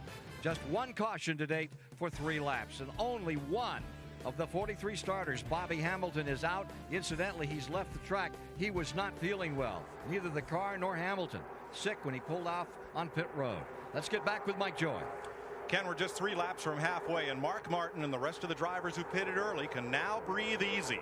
All of the drivers have made this pit stop, so the car's on the lead lap from Martin on back. And look at the pit summary. The key figure is here on the right. Dale Jarrett and Rusty Wallace went in the pits together, but here you see that Jarrett spent 2 seconds less time on pit road than Rusty Wallace, and they're 2 seconds apart on the racetrack.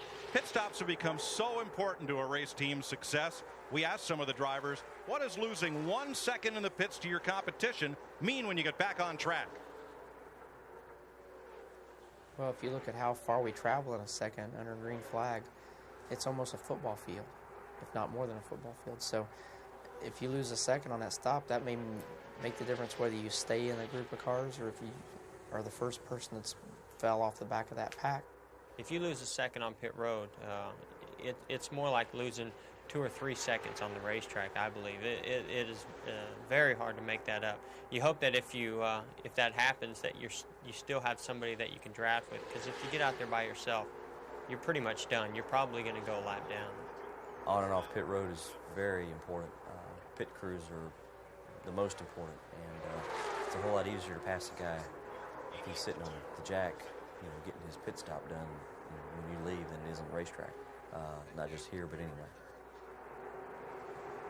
Rusty Wallace was faster down pit road, but Dale Jarrett's actual stop was 2.5 seconds quicker than Wallace's, and there's the difference. Once they get back up to speed, Rusty Wallace has now trailed Dale Jarrett by 1.2 seconds. That's a long ways to make up back on track. Well, and the other thing it did is brought him right up behind Mark Martin. They're drafting right now, and it's going to be tough to run them down. Halfway point coming up here, $10,000 bonus from Gatorade for the driver who leads this lap, and it looks like it will be Mark Martin. Well, that early pit stop for the blistered tire looked like a tragedy for Mark Martin, but after this round of pit stops, he has the lead, and I'm corrected from Jarrett. Back to Rusty Wallace is 2.1 seconds. There's Scott Pruitt, one of the rookie drivers, going a lap down. That'll leave us 30 cars on the lead lap at halfway. Now, when this will show up as a difference, Mark Martin pitted at lap 80. Jarrett pitted 11 laps later. So this run by Mark Martin, if we stay green, will be shorter than Jarrett's. It will be, and could leave Jarrett out there by himself with no one to draft. Cross flags indicate halfway to the field.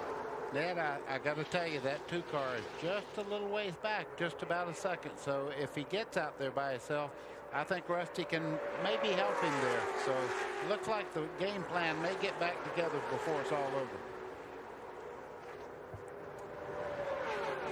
And as the cross flags were shown, Morris Metcalf, 6 decades a NASCAR official, there in the Pepsi scoring tower, took off the headset, handed it over to Tim Hudson, NASCAR's new chief scorer. The headset is passed. Well, I'll tell you, he's had a remarkable career.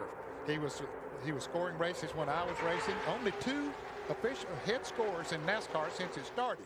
Joe Epton, and then he passed it on to Morris Metcalf, and now today, Morris Metcalf passes it on, as you said, to Tim Hudson. And a very dignified man, too. I went in there many a time with smoke coming out of both nostrils, and I'd say, I know I beat this guy. And he'd say, buddy, you didn't beat him. I just go on back to my car. I didn't argue with him because he was always right. And until recently, scoring was all done by hand on scoring lap charts, one for each car, and tapes were done of the car. Each car as they passed the start-finish line. Morris's nickname was Morris Never Missed One Yet, Cav. There you go. Of course, it's done electronically now. Each of the cars has a chip on them as they come across the start-finish line. It'll register, but they still have a score for each driver in the scoring stand there as a backup situation, just in case the electronic deal should not work. 102 laps, Ned. Mark Martin leads Dale Jarrett and Rusty Wallace, 3 of those fast Fords out front. Michael Waltrip, Ward Burton, Dale Earnhardt in 6th, Bobby Labonte, Tony Stewart, despite playing hockey down pit road with that errant tire, is 8th. Jeff Burton is 9th, and Joe Nemechek is up into the top 10.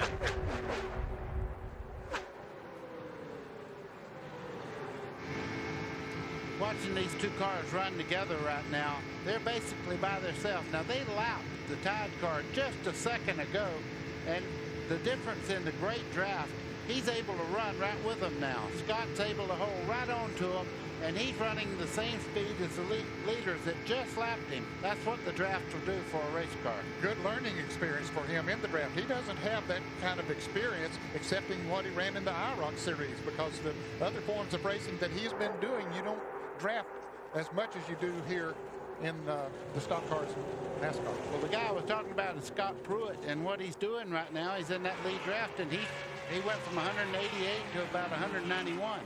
Trouble on Jerry Nadeau. He had a great early race, but it's still a rough ride here at Daytona. The bracket welded to the chassis to hold the rear shock absorber on.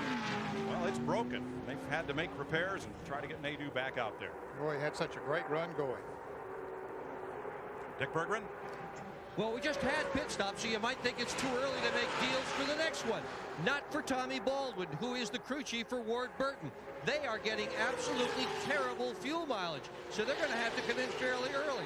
So Baldwin came down to Mark Martin's pit and said, how about we all hook up together? Remember, Martin had that bad tire. He pitted early. So they are going to try to pit together. It's a long way down the road, but that's the game plan. To Ralph. I just talked to Todd Parra, crew chief for Dale Jarrett. I said, what are you going to do when you have Mark Martin disappear and you get hung out by yourself? Are you going to try to hook up with Rusty? He says, nah, we're just going to try to stay out there by ourselves and hope we can get it done.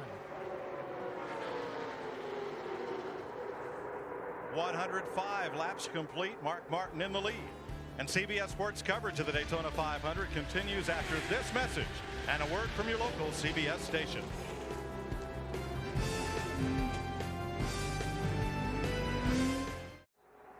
A 1,000 feet above Daytona International Speedway, these pictures are from the Goodyear Blimp Stars and Stripes. The fleet of 3 domestic and 4 international blimps continue a 75-year tradition as aerial ambassadors for Goodyear. Welcome back to the Daytona 500. Mike Joy with Buddy Baker and Ned Jarrett.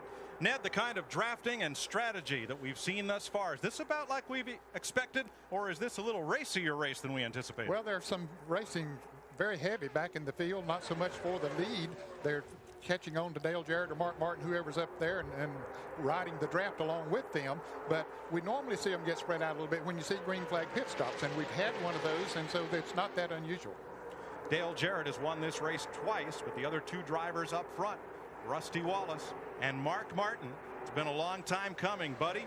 Took you 18 years to win the Daytona 500, so you've got to know what Rusty Wallace and Mark Martin have got to be feeling right now. Exactly right. And, you know, right now it's pretty calm, but things can change so quickly. You prepare for this race for 2 months, and all of a sudden somebody loses a motor in front of you or a tire problem or something like that, and you're out of contention all of a sudden. 110 laps on the board, 90 to go to make up 500 miles in this 42nd annual running of the 500. There's your leader, Mark Martin. Probably the grittiest, most focused driver in this or any other garage area. Gets up at 5 or 5:30 in the morning, does an hour's worth of exercises, and his total focus is Winston Cup racing. Don't ask him who won the primary the other day. His focus is right there in the garage area. You got that right. And when I first met Mark Martin, he weighed about 110 pounds, and his arms were about the size of most people's wrists. He realized to be a great race car driver, he had to do something special. That's why he went into this great weight program. He looks like Arnold Schwarzenegger from the waist up. And, buddy, Mark Martin is on a pace to erase your race record. Yes, I know it. Well, 20 years, Baker's record has been the fastest Daytona 500 ever. That may change today. Well, I got to tell you something. If I lose it, it's been a good ride and it's been a good record. I don't mind losing to these guys because they're the best in the world, and a record is just what it is, a record. It can be broken. You know, you guys are talking about Mark Martin and his business of pain and his high threshold of pain.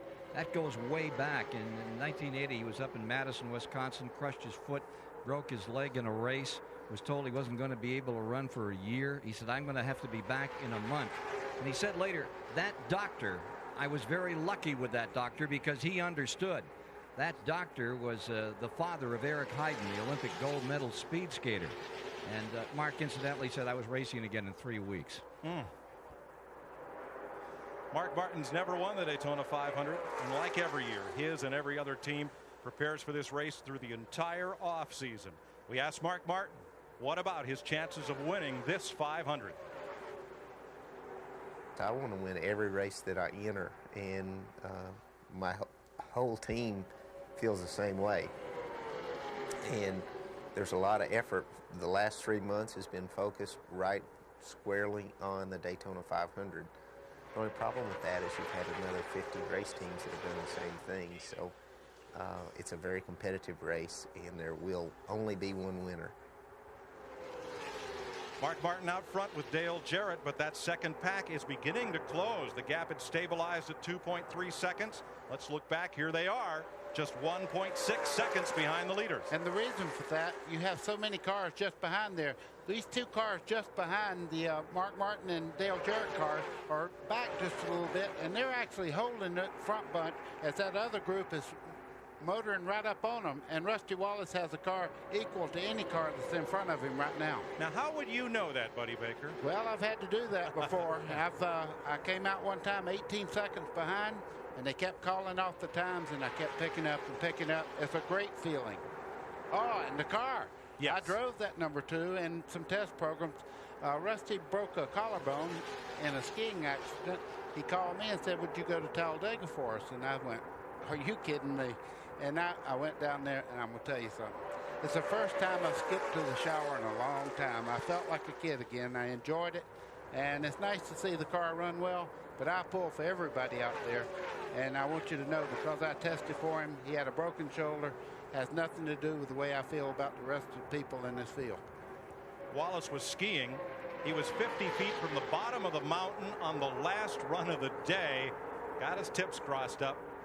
Went end over end. But he's okay and out here in third and maybe in a position to win his first Daytona 500. 115 laps are complete. 119 laps complete. Nearly 300 miles in the Daytona 500. It is sweatshirt weather and a brisk wind blowing there at the flag stand as Mark Martin leads Dale Jarrett. While we were away, number 7, Michael Waltrip. Michael Waltrip right there loses the back of the car from the draft off of the 3 car on the high side. You see him go on the flat. He fights for control. Jeff Burton saying hold it just behind him. He gets it back straight. No harm, no foul. Good job of driving there, though. That thing could have got away from him awful easy. What did Jeff Burton see? That's Michael Waltrip just ahead. Whoa. Yow. Got those left wheels down below that yellow line and gets it straightened back out, though. And Waltrip continues to run in the 7th position. Let's ride with him with that Nation's Rent onboard camera. Remember, Waltrip had a bad flip yesterday in the Busch Series 300 miler, but he's okay to go today. Mike, he's running straight right there. And he comes off the corner. We're riding with Michael Waltrip down the back straightaway. He's glad to be going down that back straightaway, because usually when you lose the back like that in the draft, you don't get it back straight. Just great driving got him corrected there. 300 miles, 200 to home.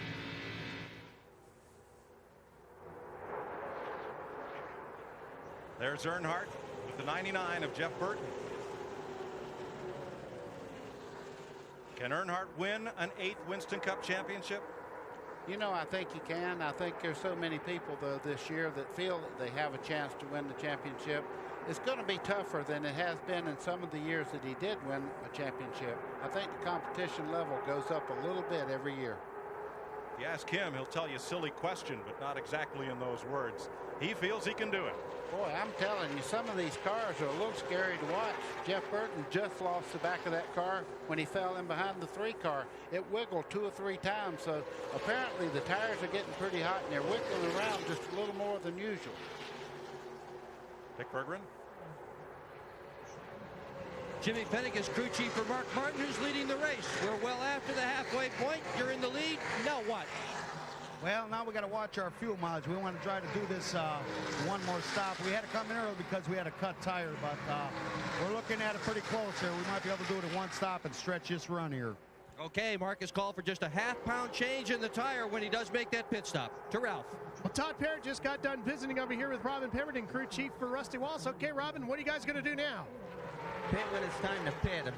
Unfortunately, we got a little bit off on the pit stop. 2/10 on pit road costs us that much time on a racetrack, you know. So we're going to pit somewhere between 145 and 150, and Mark's got to drop off, so the 88's going to be a little bit in trouble by himself for a little bit. So he's got a good car. We got to make all the right moves right now to capitalize on it. Bill Stevens.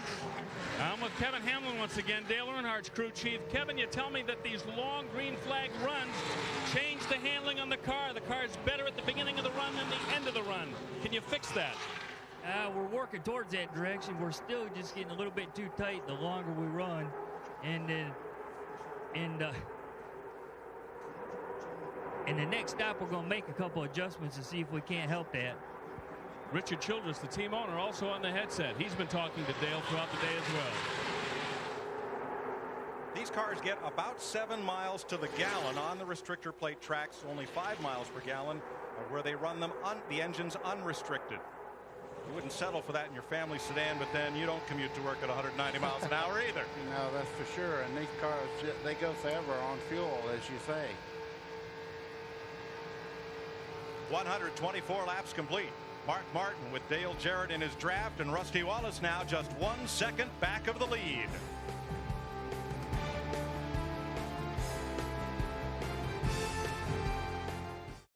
In 1979, CBS was the first to bring you live flag-to-flag network coverage of NASCAR in 1979, and every single year since. The man who's been putting the picture on the lead pack, Neil McCaffrey, 22 years at Daytona for CBS, giving you these great pictures. Thanks, Neil.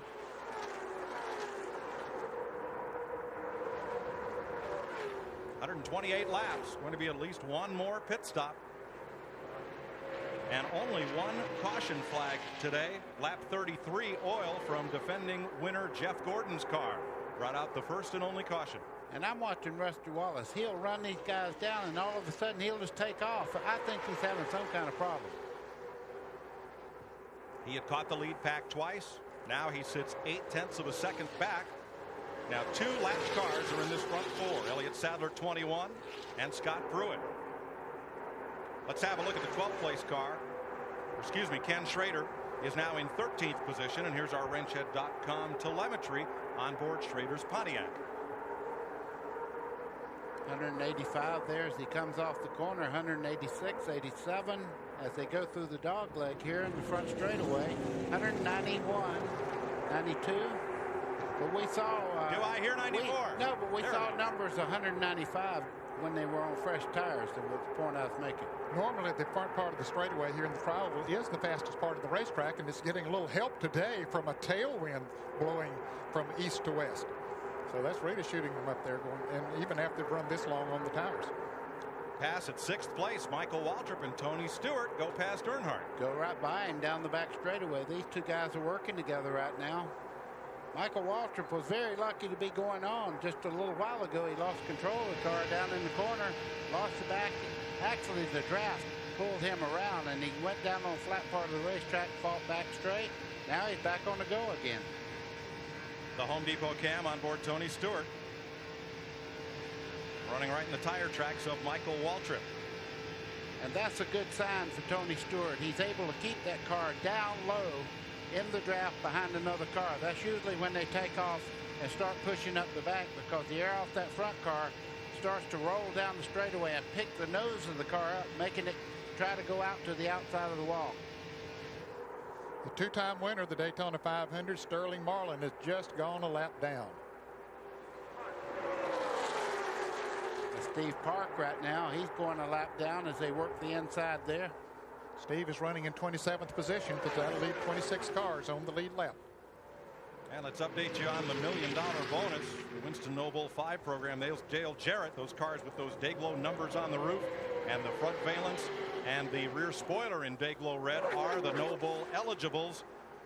Dale Jarrett right now in second. He and the lucky fans selected to pair up with him to win $1 million if he drives into victory lane. Dale Earnhardt is 8th.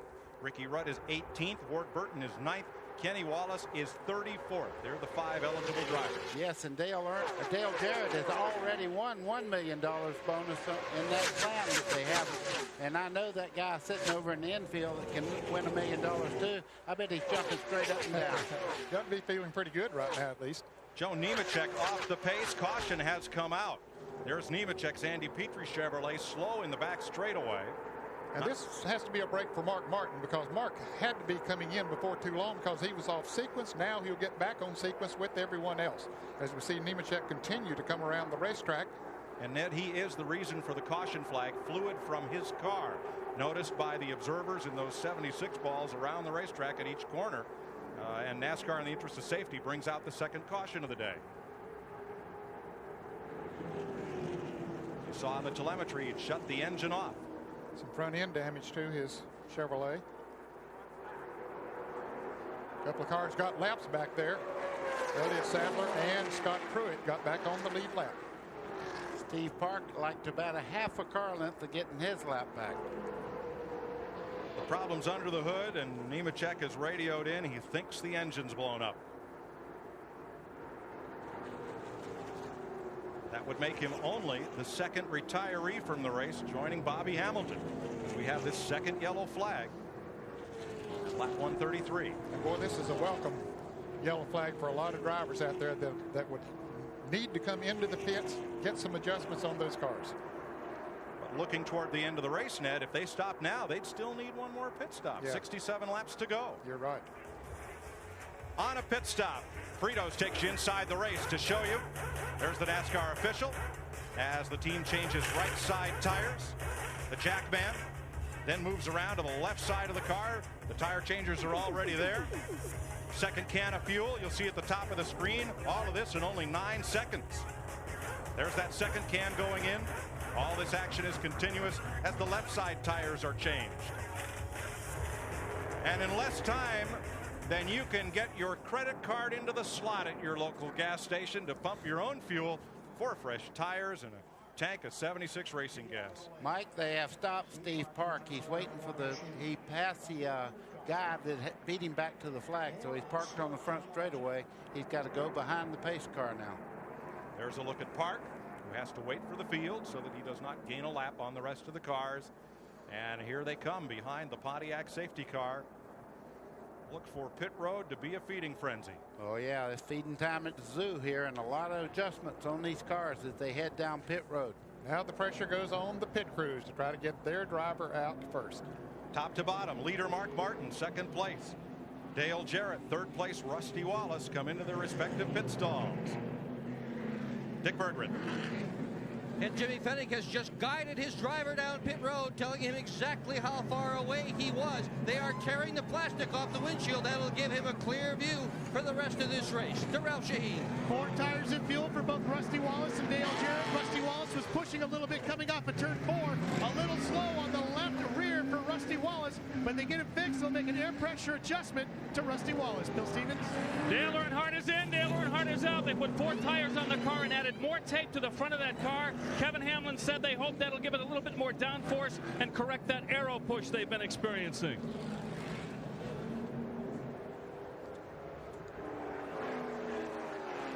Mark Martin leads them off pit road. There's Ricky Rudd, who picked up a bad push early, the outside pole sitter. That black number 28 trying to win his first Daytona 500 in his 23rd try. And at 134 laps, we're under the second caution of the day. We'll be back with you live on CBS after this. This CBS Sports Race Summary is sponsored by Haviland. Add more life to your car. In the 42nd running of the Daytona 500 with 135 laps now complete, 337.5 miles. 6 leaders, 7 lead changes, average speed 178, and that's going to go down with this caution period now underway. Second caution of the day for 5 laps. Bobby Hamilton, we had that report that he was feeling bad. He was feeling mad. That's what we're now told, and well, he should. He's a guy that could win this race anytime, but had an engine failure out there and has left the track. 2 retirees of 43 starters, and here you see the rest of the field getting ready to get at it again, and let's get back in the booth with Mike Joy. Well, thanks, Ken. This second caution flag coming out for Hamilton, or the second caution flag has evened up the field, because now the drivers that pitted early are right back in sequence. All of the cars on the lead lap pitted together. This caution flag was for Joe Nemechek, and we're going to go back to racing, it looks like, here in 1 lap. Bobby Labonte has been penalized. He will get a stop and go penalty from the NASCAR officials. During the tire change on Labonte's car, one of those tires rolled out into the pit lane, and that's a violation. Let's look at what happened. Labonte's will be the green car. There goes the tire. Unfortunately, everyone was able to miss it. As if, yeah, Michael Waltrip coming out there, he misses it. Here's what Mike Skinner saw.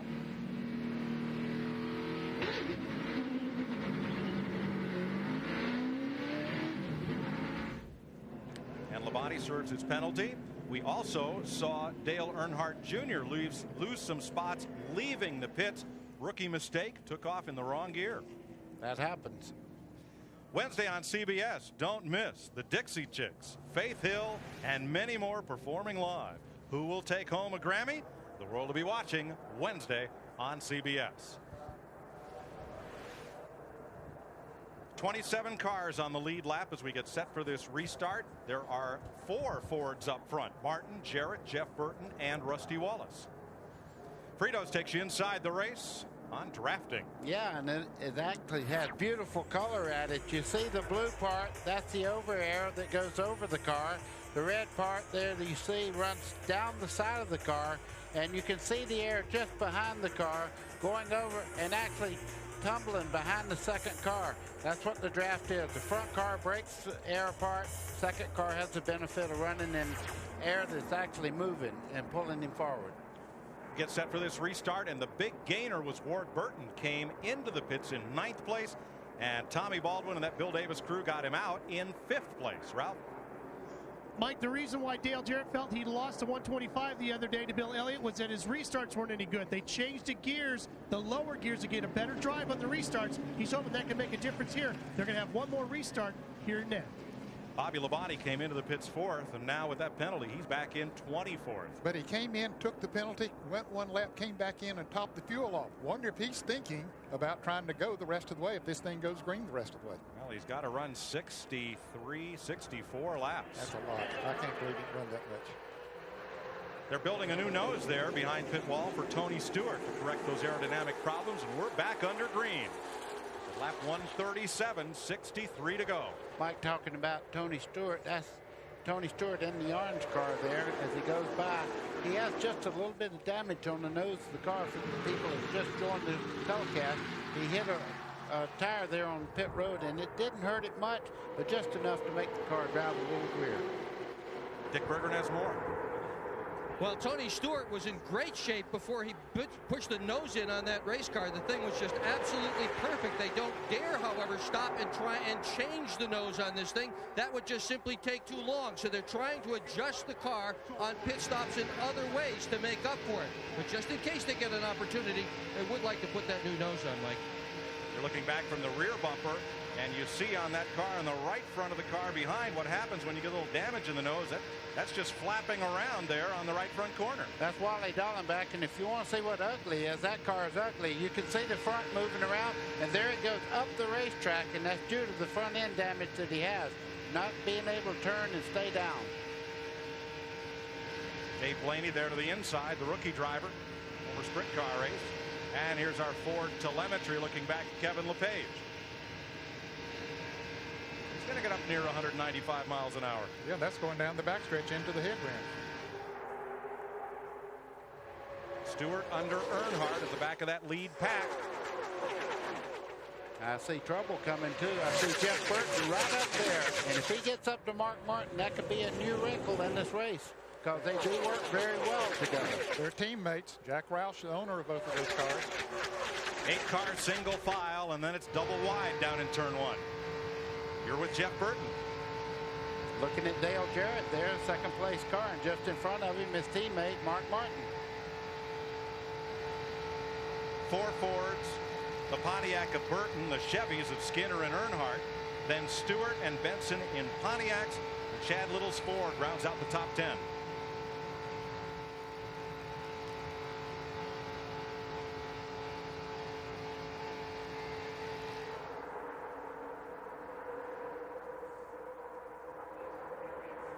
Martin on point. There's that lead single file draft.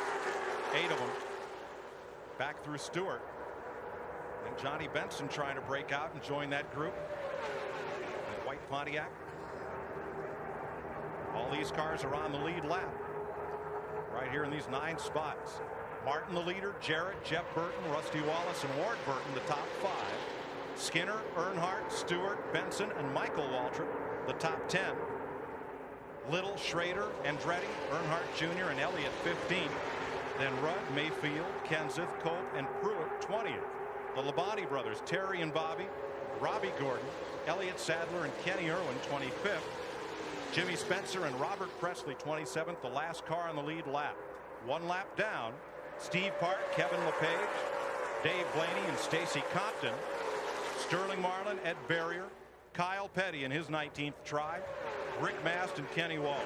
Mike Bliss is 3 laps back, as is Darrell Waltrip, the '89 winner. Jeff Gordon had an oil leak early. He is 5 laps down. Jerry Nadeau spent 4 laps in the pits. He is 6 laps behind. Wally Dallenbach 15 laps down after repairing body damage. Only 2 cars out of the race, Joe Nemechek and Bobby Hamilton.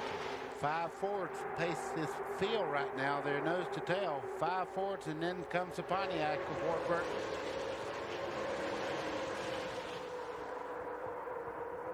Early this week, the Fords dominated qualifying. They won both of the 125s. How much advantage, if any, Ned, do these Fords have now?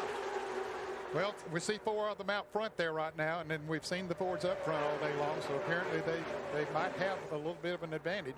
But you have to look at those race teams that have Ford race cars. Those drivers and teams are always up front, and but you know, normally you see Earnhardt running up front, and of course Gordon had his problems earlier, so that certainly hurt the Chevrolet's chances here today when he had his problems. But I believe the Fords might have a little bit of an advantage. Buddy, there's 58 laps to go, and the Fords have led all but 3 laps today. Yeah, but you touched on something, that the Pontiac and the Ford are basically the same car that they've worked on for several years now.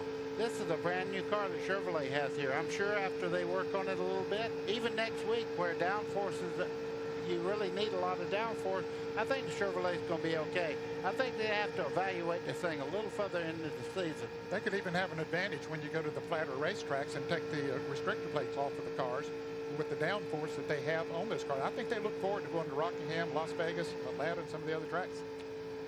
You're riding with Dale Earnhardt Jr. in 14th place, but you see right on pace with the race leader as Mark Martin tows them around in that big draft.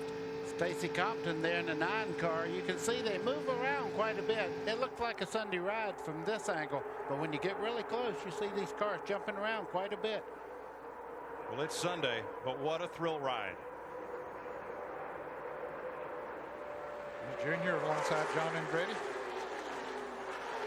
Heavy racing back in the pack. Oh boy, and every time I see them get 3 wide like that, you know, you talk about a recipe for a wreck.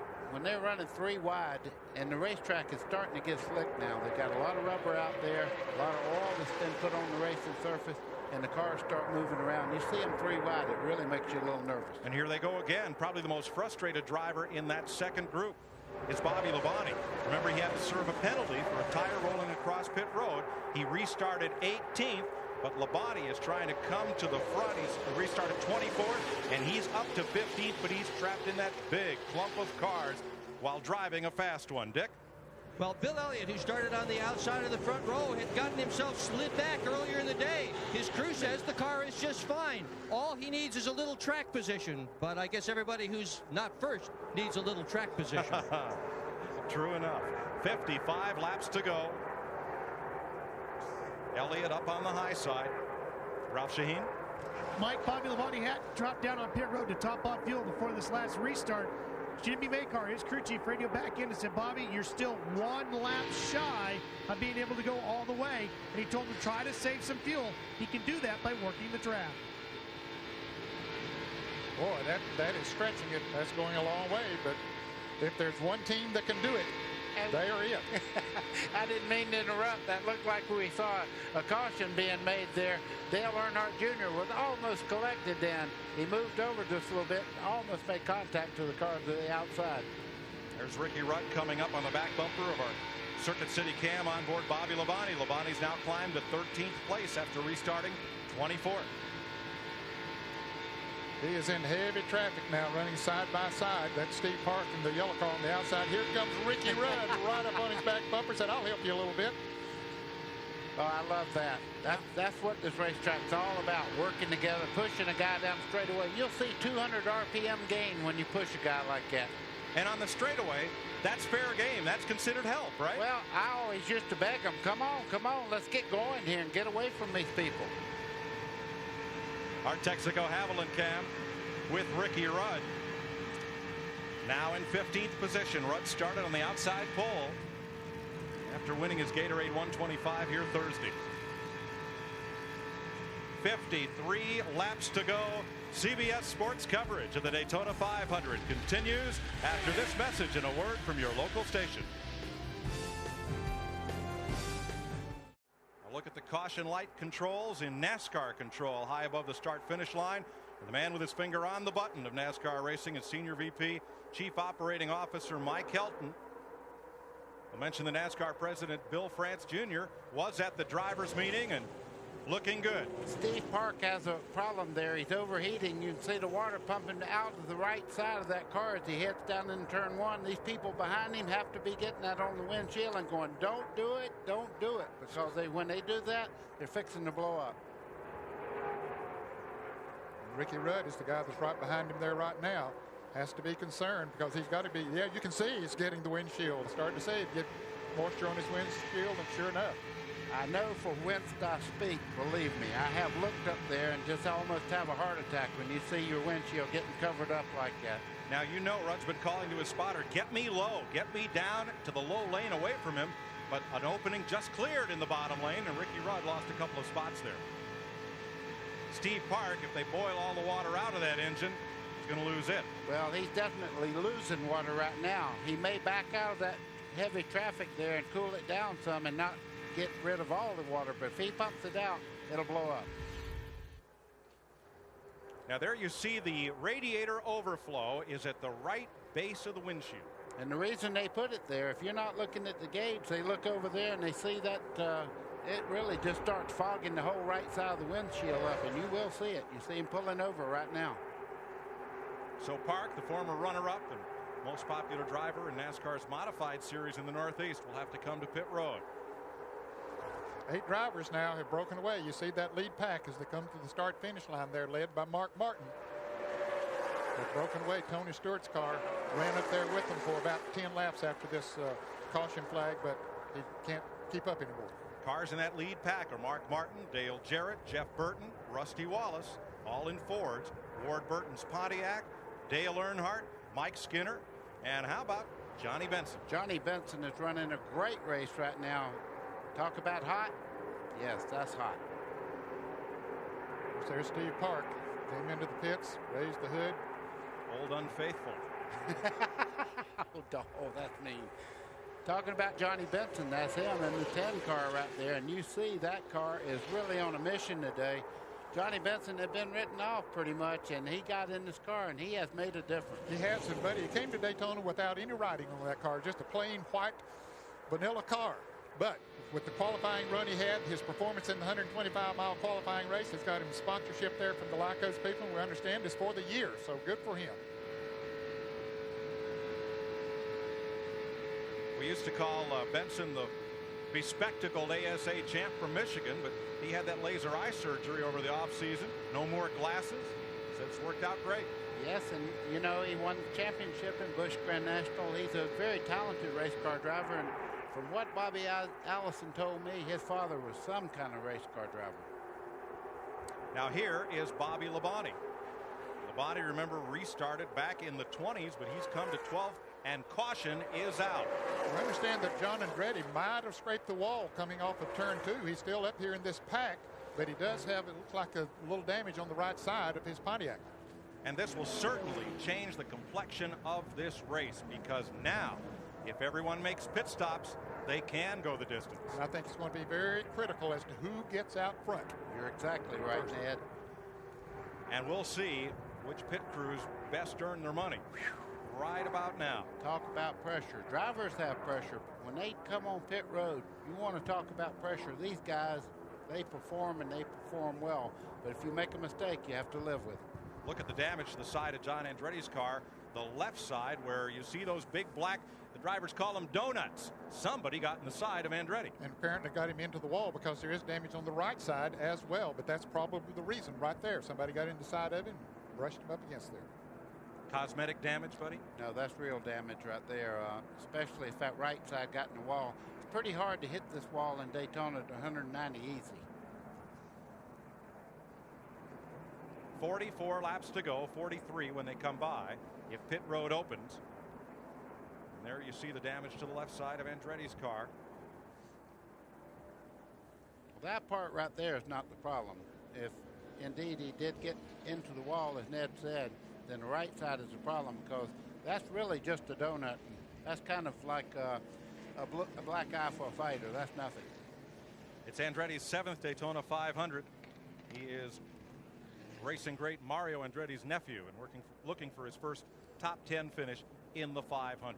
Here comes everyone but Jeff Gordon and some of the other lap down cars to pit road. Dick Berggren. Here comes Mark Martin, your leader. They've just told him, whoa it on down. Mark Martin stops perfectly in his pit stall. Jackman Mike Arrett was hit last Sunday by Mark Martin. Flew over the hood of the car. He's back to work again today. To Ralph Shaheen. Barry Muse around to the left side of Dale Jarrett's car with one pump. Gets the car up in the air. 4 tires and fuel done. They're done with the 88. Rusty Wallace, 4 tires and fuel. He's away as well, Bill Stevens. You can feel the pressure down here on the number 99 crew of Jeff Burton. 4 tires, 2 cans of fuel, no adjustments to the car, and away he goes. Apparently some drivers only changed 2 tires because they beat those front runners out. Dale Earnhardt Jr. was one of them. And apparently someone has been hit. Looks like a member of Tony Stewart's crew is down. There's a tire across the grass again. Came off of someone's car. We believe again that Tony Stewart has hit a tire, perhaps from the 18. Hit the tire and the crew member went down. So we'll update that situation for you. Dale Earnhardt Jr. was one of those who took just 2 tires and gained a lot of spots on pit road. We'll try to recap the others for you when we come back. 157 laps are complete in the Daytona 500. We're working the 3rd caution of the day for John Andretti, having a bounce to the wall, and we'll be right back. Well, we got a new leader. How about that, Ned? The 106th different driver to lead the Daytona 500 since the race began in 1959, Johnny Benson. And he did it by apparently just changing 2 tires. Dale Earnhardt Jr. came out in second place. Just took on 2 tires. Dale Earnhardt Jr. was way back in the pack there. He was fighting his way toward the front, but I'm telling you, come out in second. That's great. Dick? Well, we were talking about why we're having so many injuries on pit road, Mike. I think certainly part of it is the level of intensity down here. This is the Daytona 500, and everybody is absolutely pushing things to the limit. We are seeing 15, 16-second pit stops here, and when it goes that fast, just nothing can go wrong and have everything work out just fine on the other end. Lingerfeld has a potential leg injury. Other than that, he seems to be okay. He is left here on a gurney. He is moving around. We wish him well. Thanks, Dick. We have 41 laps to go in this 42nd running of the great race. The Daytona 500 live on CBS as it's been every year since 1979.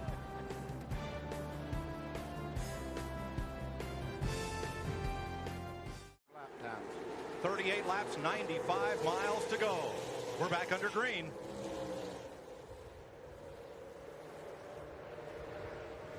Jeff Gordon down on the inside. He is still 5 laps down.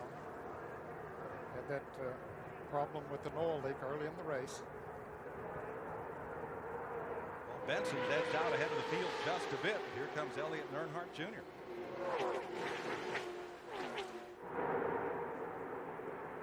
Oh, Elliott to the outside, and Earnhardt made the same move and almost got him. And almost got Bill Elliott on the outside there. Here comes Mark Martin on the inside, though, by Dale Earnhardt Jr. to take over second spot.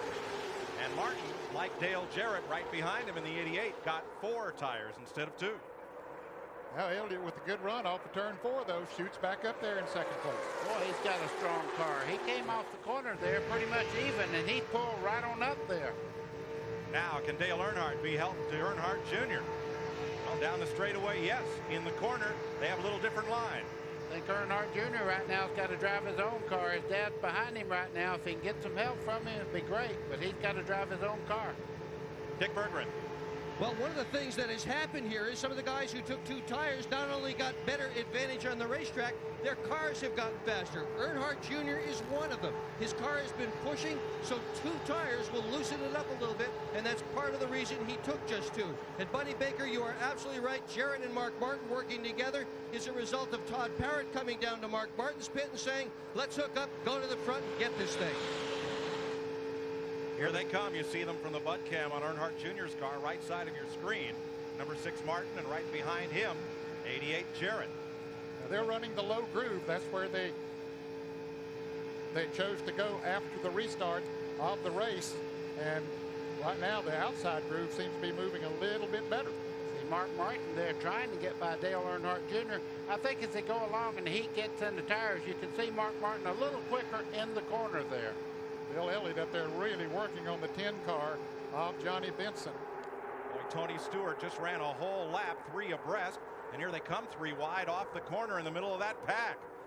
Oh, that's close, and Stewart finally finds a space in the high groove. Boy, just behind them, I tell you what, my hair's standing up. These guys are 3 wide as they head down towards turn 1. This is a real scramble. You're going to find out who has the great car now.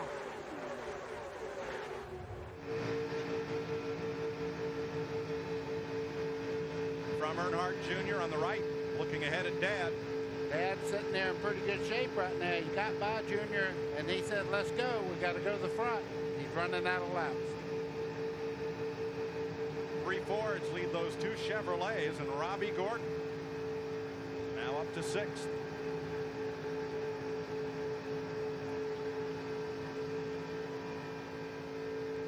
Buddy, when you raced against your dad, the legendary Buck Baker, was he a help or a hindrance to you? Oh, he's always a help, but I will tell you this. If I had a better car and I didn't take it to the front, I had to have something to do next week because I didn't have a ride anymore. 8 cars now single file in front of the pack, which is still 2 wide all across turn 2. Robbie Gordon is one of those up there in the 8th, running in the 6th position. Now they start to fan out, try to get 2 abreast. Yeah, they're getting nervous right now. A lot of people are sitting there, and they know double wide won't work. A lot of cutting off there. You see Dale Jarrett on the top side trying to get back in line with the guys on the inside. Robbie Gordon almost got in the left rear corner of him in the center of the corner. Johnny Benson leads in a Pontiac. Last Pontiac winner was with Cale Yarborough, carried our CBS race cam in 1983.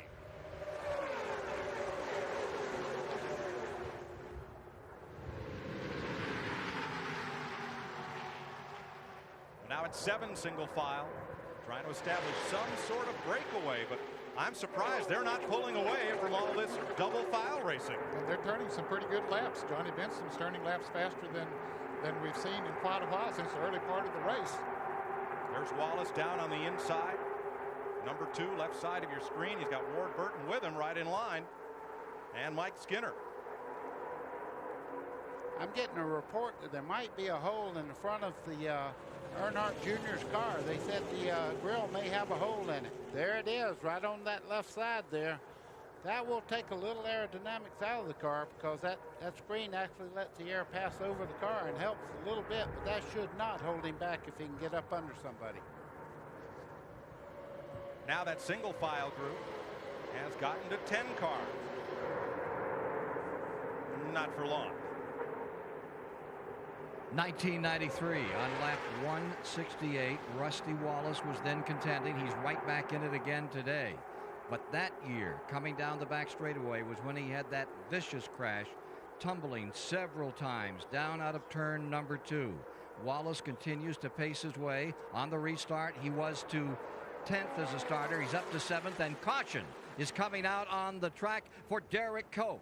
We're down to decision time in this $9 million shootout, and there is the Bud Moore, number 15, pulling in. Let's go back to Mike Joy. Can I believe he brushed the wall up in turn number 3? They were 3 abreast there. A little bit of smoke there from Cope's car as he pulls to the safety access road in the road course. Mike, the right side of that car was completely flat. He definitely got in the wall. You were correct. And that will bring out caution once again at lap 169. It is the 4th yellow flag of the day.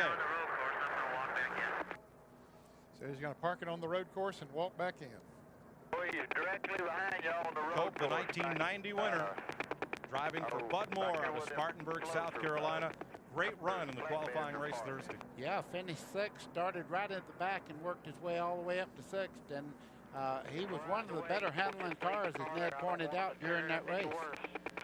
Now here's the question. Caution is out. You have enough fuel to go the distance. Do you stop now I don't think those that change 4 tires will, and the way those are running that change 2 tires, I don't think they will either. I don't think they'll give them that track position. Ned, you're right. What they're doing right now is everybody has already put the tires through a heat cycle, and right now they're not coming in to lose that track position. 169 laps complete. 170 this time by. We're under caution at Daytona. This CBS Sports Race Summary is sponsored by Ford. The latest innovations, the greatest traditions. After 170 laps complete in this 200-lap, 500-mile, 42nd annual Daytona 500, had 7 leaders, 8 lead changes, 164-mile-an-hour average speed thus far, and 4 cautions have been thrown. And we have 3 cars out, and we had 26 cars running about 4 seconds apart. There you see the attrition on the race. And what a story we have developing up in front with Johnny Benson out of Grand Rapids, Michigan, leading the field down. Let's go to Mike Joy. Bill Elliott, 2-time winner, rides in second as cars make final pit stops before we go back to green. And in third, just 3 months out of back surgery, is Mark Martin. We've got a Racing Electronics radio on board with Mark, and let's see if we can get a word with him, Ned. Hello, Mark. This is Ned Jarrett with CBS. You read me? Yeah, go ahead. Looked like you got a great car there today. Yeah, I'm really proud of this Valvoline Cummins Taurus, man. She's hooked up today. I think it's going to come down to who's got the most friends, though. We're going to see if we got any out here or not. Now, a few of those cars, Elliott, the 2 in front of you, Bill Elliott and Johnny Benson, only changed 2 tires there. That didn't seem to affect them that much, at least to this point. No, that's going to be okay. That's going to be a reasonable choice. But when it comes down to the last few laps, it might hurt them or it might work out okay. But the bottom line is really going to be who runs with who here, who decides to stick with who. Have you got a friend? Do you have a friend? I don't know if I got a friend or not. I guess we'll find out here shortly. Okay, go get him, Mark. Well, just behind him is a guy that wants to get to the front also, and that's Dale Earnhardt in the 3 car. 29 laps to go in the Daytona 500. We'll be done cleaning up with this caution shortly and be back under green. Budweiser, the official beer of NASCAR, is the proud sponsor of the Bud Polo Award, given to the fastest qualifier at each NASCAR Winston Cup race. Last weekend, Dale Jarrett captured the first Bud Polo Award of 2000. Last Sunday, in the Bud Shootout, Jarrett finished first, while his teammate Ricky Rudd finished upside down in a multi-car incident. Since 1979, Anheuser-Busch has awarded more than $7 million as the title sponsor of NASCAR's Pole Award program. Welcome back to the Daytona 500. Cleanup continues in turns 3 and 4. They put down some speedy dry up where Derek Cope brushed the wall and may have had engine trouble, and now they're blowing that away. So we'll have another lap or 2 of caution. And let's see if we can get a word with last year's Rookie of the Year on the Winston Cup circuit. You're riding along inside the Home Depot Pontiac of Tony Stewart. Buddy? Tony Stewart, this is Buddy Baker. Can you read me? Yeah, buddy. I noticed they've worked on the left front corner of that car. How's the aerodynamics after you hit that tire? Terrible. It's been one of those deals that we're trying to make up for aerodynamics by changing the mechanical balance of the car, and they're trying to free it up right now. But you know, we're getting to the point almost to where you hurt the aero so much that you try to cripple it so much with mechanical balance that you finally end up going over the top and you get the car loose. So you know, we came in that last time, fixed everything back, and hopefully this thing will be all right for the end now. Okay, for the people back home, what is the racetrack like right now? Is it pretty slick or is it in good shape? Well, it's hard for me to tell with the aero balance the way it is on my car, but it doesn't seem to be too bad. I think it changed in the first 50 laps, all it was going to change for the day. So, you know, everybody's pretty much just fine-tuning off of, you know, after the first 50 laps are over, we're all trying to figure out the balance for the rest of the race now. Okay, I'm going to let you go. Get after them. Do the best we can, bud. What other sport can you talk to the athletes as they compete? Our thanks today for aerial coverage to Goodyear and the crew of the blimp Stars and Stripes. Goodyear celebrating 75 years for its well-known airship fleet. When they come back around, they'll get the sign 1 to go, and we'll go back to green flag racing. Johnny Benson in the Pontiac. Pontiac hasn't won here since '83. Benson, second-generation driver from the Midwest, is in the lead with Bill Elliott, Mark Martin, and the Earnhardts, Dale and Dale Jr., 4th and 5th. Let's whip around pit road, first with Bill Stevens. I'm with James Ince, the crew chief for Johnny Benson. You're leading this race. It's not over yet. Now, have you talked to the Bill Elliott gang about running toward the finish line together? Well, naturally, we're getting close enough to the end of this thing. It's kind of every man for himself, but we made every deal that we can make. We feel like we got a pretty good race car. If we can get the lead here and get out a little bit, I think we'll be just fine. Remember, this crew got here without a sponsor here in Daytona until 10 o'clock last night when Lycos signed on for the rest of the season. To Ralph. Dale Jarrett got a lucky break earlier today. This is a tire that was on the car. See the puncture? They didn't even know they had a tire going down until they got the car off the car and were able to check it. They asked Dale, did you feel that? He said, no, I didn't. Very lucky break there. Dick Berggren. Dale Jarrett and Jeff Burton have made a deal. When they get the green flag, those two cars are going to go upstairs. If they make some time, get further forward, Mark Martin is going to be told by his crew chief just about the time they're about to pass him, at which point Mark's going to go upstairs and block him. We'll see if that works out, Mike. You expect to see Monty Hall patrolling pit road. Let's make a deal. Here's Derek Cope heading down. They call it the super stretch, the back stretch at Daytona, and into turn 3, the black car. And you see some smoke coming from the car, so apparently the engine let go as he went into the turn. Let's see if he gets up into the wall. Everybody else slowing down there behind him. Ned, I think what he did was to get out of everybody's way. He just went up and barely brushed the wall, but you were right. He did blow a motor entering turn 3. Ricky Rudd in his 23rd attempt is currently 20th. Rusty Wallace in his 18th try to win the 500 right now is 8th. Mark Martin, 16 Daytona 500s, and he's sitting in 3rd. Michael Waltrip, 12th. Kenny Schrader, Terry Labonte, Kyle Petty. Martin is in the best shape to try to break that long stretch for him of 16 tries to win the 500. Mike, we need to update John Andretti. A while back we mentioned that he might have scraped the wall over in turn 2, but he's still on the lead lap. He's been back into the pit during this caution, making repairs on his Pontiac. He's back in 25th position, but still on the lead lap. The cars in the outside lane, 26 of them are on the lead lap, and they're led by Johnny Benson, Bill Elliott, and Mark Martin as they come down to take the green flag. 25 laps to go.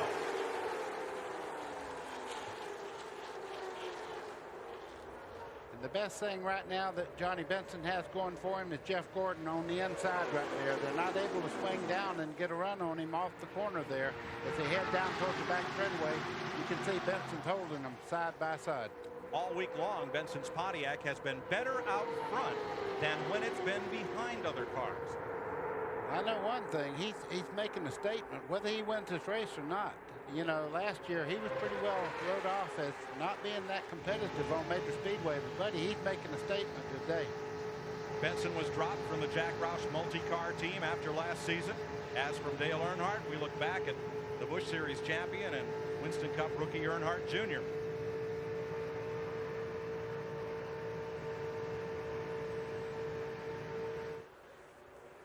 Jeff Gordon is giving them plenty of room to race. He's not up there, you know, charging and holding back anybody. He's letting them go at it themselves. And I tell you, that's real sportsmanship. He could be up there racing side by side with any of those cars, which it would hurt them. So he's a good friend to a lot of people there. Exactly right. He's pulling over and letting that outside line just go right on by now. But they're not waiting. They're starting to move around now. Well, yeah, the time's come. You got to go. Here's Earnhardt Jr. to the outside of Mark Martin. And Dale Earnhardt got passed by a couple of cars. Here comes Jared down on the inside of Junior. Junior will learn going up like that a lot of times to get him in trouble because Dale Jarrett's right there.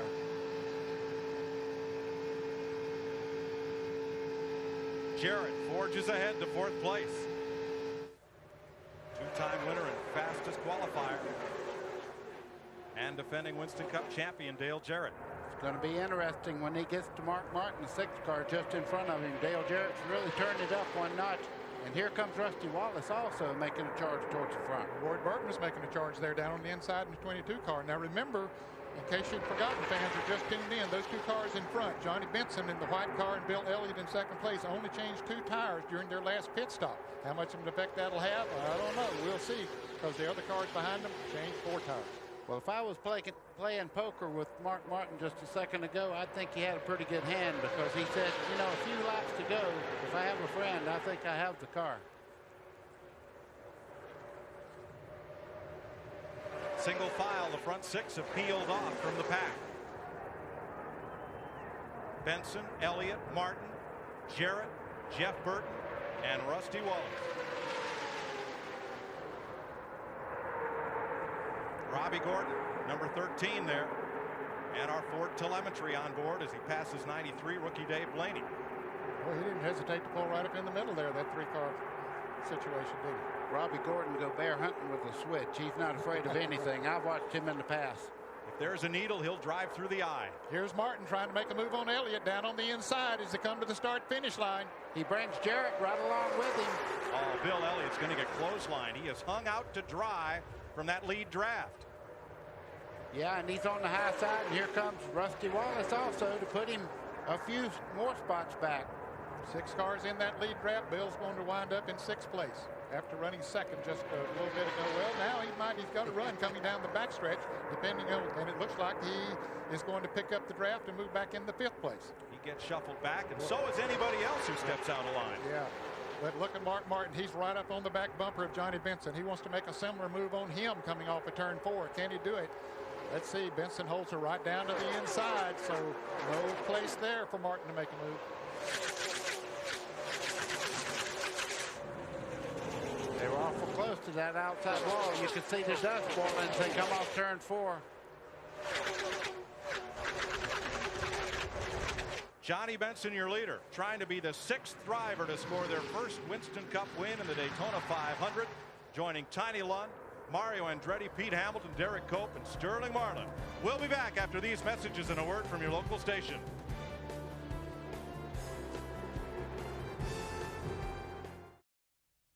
CBS Sports presentation of the Daytona 500 is sponsored by Pepsi, the choice of the Daytona International Speedway and the 2000 Daytona 500.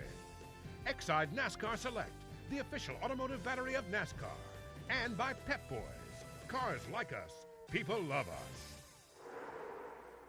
16 laps to go when they come by. Look at this rush.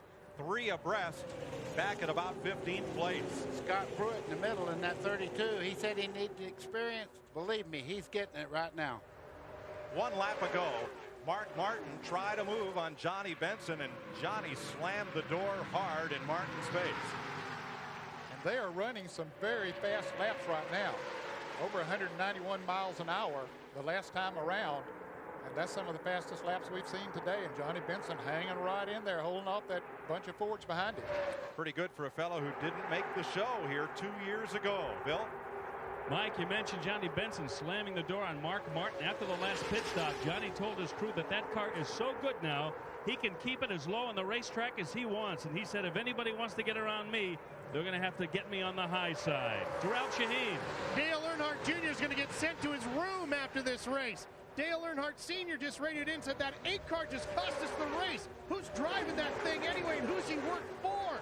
In fact, he's not helping us out at all, guys. He works for his dad, who called that in. And I think he just got slapped in the back by Bobby Labonte. Good bet that Jarrett in 3rd and Jeff Burton in 4th. 2 Fords will link up and make a run at the front. But you got Mark Martin there, who is Jeff Burton's teammate. They work awfully close together, so you know they're trying to help each other if possible. But any of them's going to try to do whatever they can to win the Daytona 500. You're exactly right. And I'm watching Mark Martin move to the outside right there, taking a look. He's moved left side, right side. He's trying a lot of things right now. If he can get Johnny Benson to start working that mirror and get him offline, somebody will get by. 14 laps, 35 miles to go. Father and son. Martin went high, expected Dale Jarrett and Jeff Burton to go with him. Jarrett went to the inside, though. Now let's see what Jeff Burton does. He'll probably go with Martin and leave Jarrett down on the inside. Benson's trying to leave nobody to draft off him. He's trying to close the hole. He does it. Benson gets back to the bottom and hangs on. Mark Martin hung out to dry. Everybody's going by him. When you run at the front, you have no friends. Wow. 13 laps to go. It's not over yet.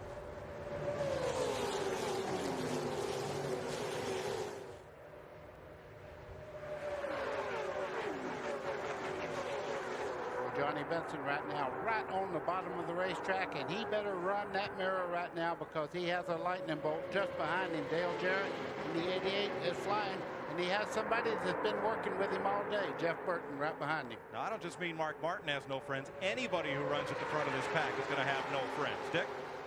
I'm with Jimmy Fennick. Jimmy, it looked real tough back there. Just clothesline to the back of that draft. Now what can you do?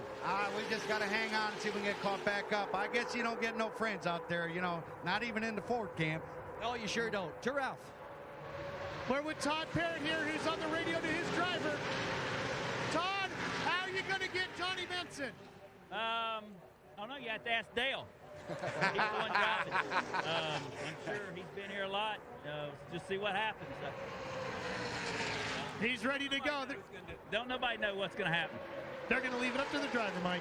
Benson may get a little help as Earnhardt Jr. runs Michael Waltrip down to the yellow line. Here comes that green car of Bobby Labonte. Labonte's picked up Mark Martin's draft, and Bobby Labonte's coming back to the front. He is that. He was penalized not long ago, had to go to the back of the field and got a splash of gas and went back out there, and he is flying now. We have seen him make some late race charges here at Daytona. He's making one of them right now. 7th place, Labonte.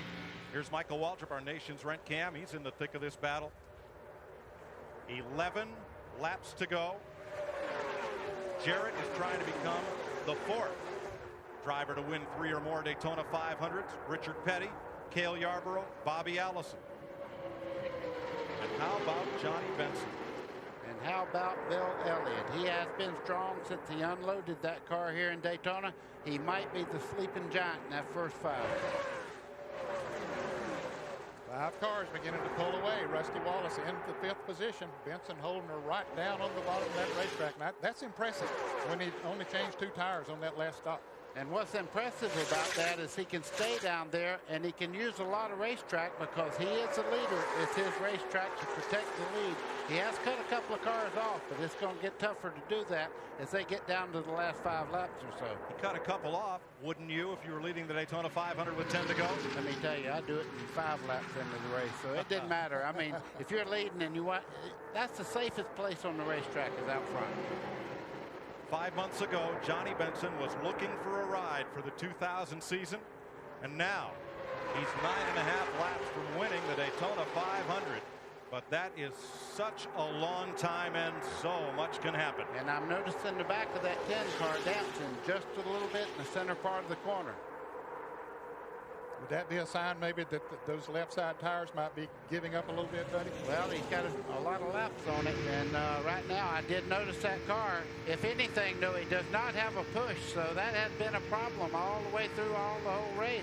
His car's pushing. He's starting to hang the back out. You see him dance right there. You're riding with Dale Jarrett. Wally Dallenbach is just taking his car into the garage, joining Derek Koch, Joe Nemechek, and Bobby Hamilton. Mike, no matter whether Johnny Benson wins or not, he's wrote a piece of history here.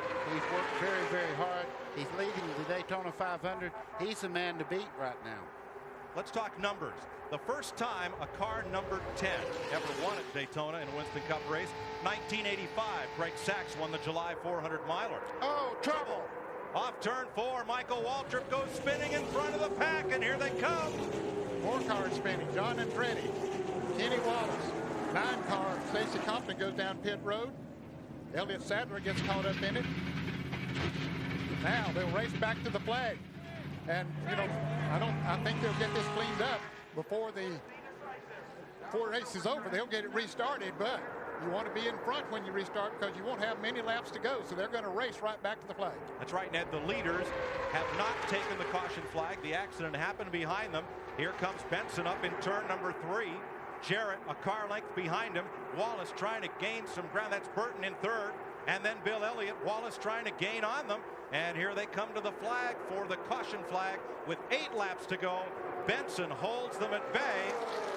And we'll have to see if we can clear the debris and get this race restarted. And Elliott Sadler is sitting right in the grass at the start-finish line down here with the nose caved in on that car.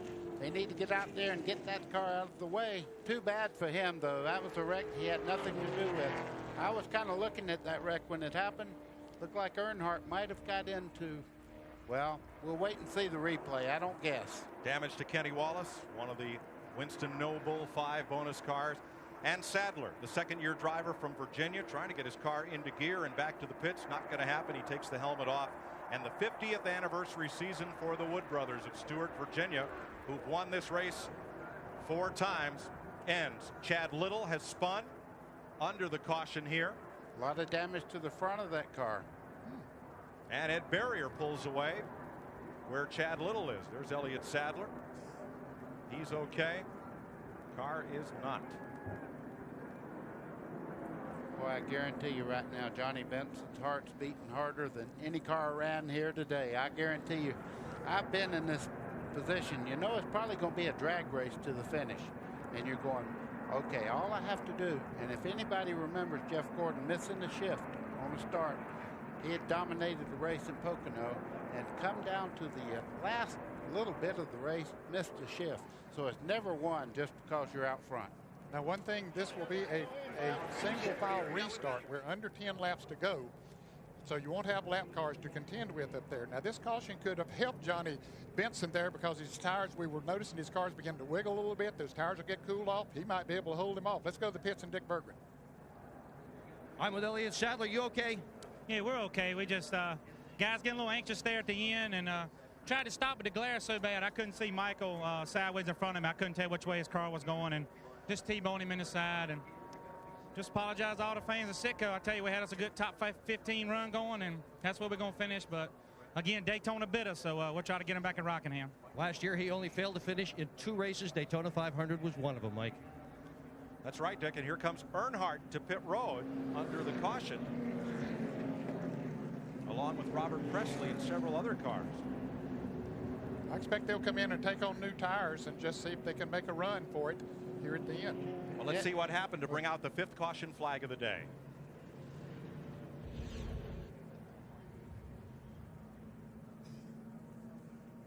Michael Waltrip at the front of that group, the black and yellow car, down low. And he gets the run, makes it 3 abreast coming off of the turn. Coming out of the corner there, Earnhardt on the outside. Oh, Earnhardt and Spencer got together. Spencer, yes. Shot Michael Waltrip spinning around right in front of the whole pack. Second day in a row. There comes the 21 car of Elliott Sadler right into Waltrip. Kenny Wallace was down in the infield grass, and there was a car there he couldn't avoid. Now watch that car in the middle, Jimmy Spencer and Earnhardt up high. Poor Michael Waltrip almost stayed out of that, but he got tagged there as they made contact. They came across the racetrack and hit Michael Waltrip. Tony Stewart was touched by an angel in that one. He was right on Earnhardt's back bumper and missed it all.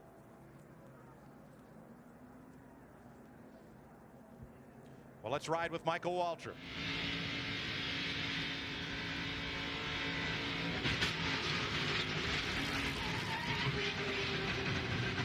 I think he figured that he had those cars cleared, that he was passing coming off the corner there, and all of a sudden it came into him. That's Elliott Sadler spinning after he runs into Michael Waltrip. Nowhere to go. All that smoke right into the sun. Let's ride with Mike Skinner. Wow, he had an angel riding with him too. And that's what you can see. That's a great, great shot. Michael Waltrip.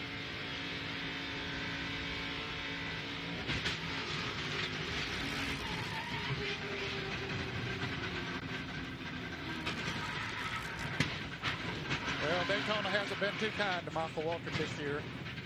Got on the roof yesterday and this here today.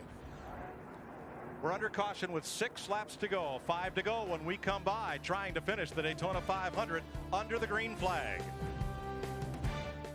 Welcome back to Daytona International Speedway. Let's watch from Dale Earnhardt. Gets squeezed up there by Michael Waltrip and gets away with only a little minor body damage. And Earnhardt made a pit stop during this caution. Tony Stewart, how'd he get through this? Good driving, paying attention. That's exactly right. He accelerated and braked just perfectly through there. Well, as they line up and come down for 4 laps to go under the caution, let's revisit. Caution car is off. It'll be 4 laps to go. 1 Pontiac against 5 Fords behind them, and the Fords are looking for revenge. Bill Elliott nearly had a 3rd win in 1997, and 6 laps to go. The 3 Rick Hendrick Chevrolets ganged up on him and passed him for the win. Will the Fords get their revenge on General Motors in these 4 laps? Tighten your seatbelt. I always did that. This is bare knuckle now. Throw the gloves away. Here's Jarrett trying to go high. Benson went high. Here's Jarrett trying to go low. Benson comes back down to the inside, but Jarrett gets on the inside of it. Oh, he's going to drop back. Here comes Jeff Burton also by on the inside. Benson tries to hold him off, but Bill Elliott is coming with the 3 on the inside. Well, you got the Ford lane, you got the Pontiac lane. Oh, too bad for Johnny Benson. No defense there. Here comes Rusty Wallace to take the spot away. Mark Martin's ganging up on him, and Bobby Labonte also moving in here. Labonte also coming low as Benson gets clotheslined, hung out to dry outside the draft. He finally finds a spot there at 7th. No, he's still caught out there right by himself, and he's dropping back like rain through a drain. Well, 3 wide going into the first turn, but cars back in there trying to pick up positions. And just 3 laps to go. The strongest Ford here all week has been Dale Jarrett, the defending Winston Cup champ. He got in a practice crash yesterday afternoon, sustained damage. Is that still the best Ford here? We are 7 miles from finding out. Well, he's got some awful good cars behind him. He's going to have to use everything he knows about being a 2-time winner to pull this off, because Jeff Burton has already proved that he can pass Bill Elliott, one of the fastest cars. Trouble, car in the wall. Turn 4, 1 car comes sliding down the track. In the wall, it's Spencer, Jimmy Spencer. Caution is out. Did the leaders get the caution? Yes, they did. They did get the caution when they came back. And chances are this will be the race, because they would have been scheduled to get the white flag the next time by. Jimmy Spencer's car stops 5 feet shy of that finish line, where all last evening fans were autographing their signatures on the yellow painted line at start finish. Spencer's race is done. I don't think the leaders are quite sure whether they got the caution or not, but I saw the caution come down in front of them, but Dale Jarrett's taking no chances. And Ned, in the glare, Spencer's car is going to be hard to see against the wall. All the spotters on the radios to their drivers, stay low. And here they come. Jarrett gets the white and the yellow flag, and Dale Jarrett is going to win the Daytona 500 for the 3rd time. And up there, Melissa Brown from Pennsylvania is also a $1 million winner, thanks to the Winston No Bull 5 bonus program. Oh, Ned, that ride home's going to be sweet, isn't it? Yes, it will.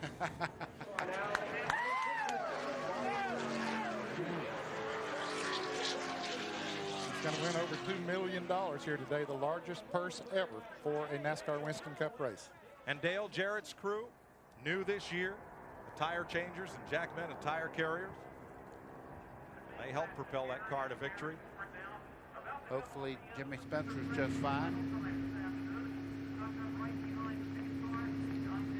So Jarrett, who has quite a history of winning on CBS. Yes, he does. He likes to run in these CBS races. He won at Michigan last year. He won here in the Pepsi 400 at Daytona in July. So, yeah, been good to him. Jeff Burton is second on this final lap. Remember, he must come around and take the checkered flag to be the Daytona 500 winner. Let's check with Ralph.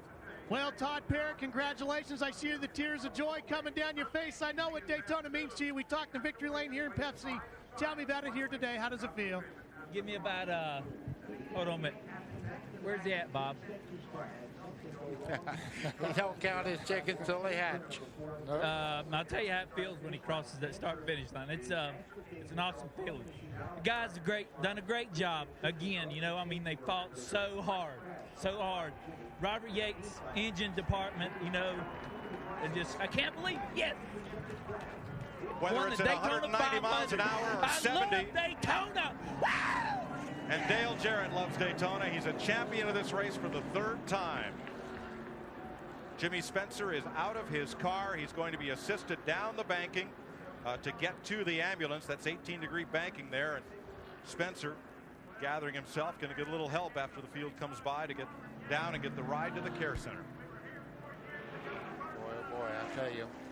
Some are happy, and I'm sure Spencer right now got so close, but you just have to wonder if he didn't maybe cut that tire as they made contact coming out of the corner up there just a few laps before that.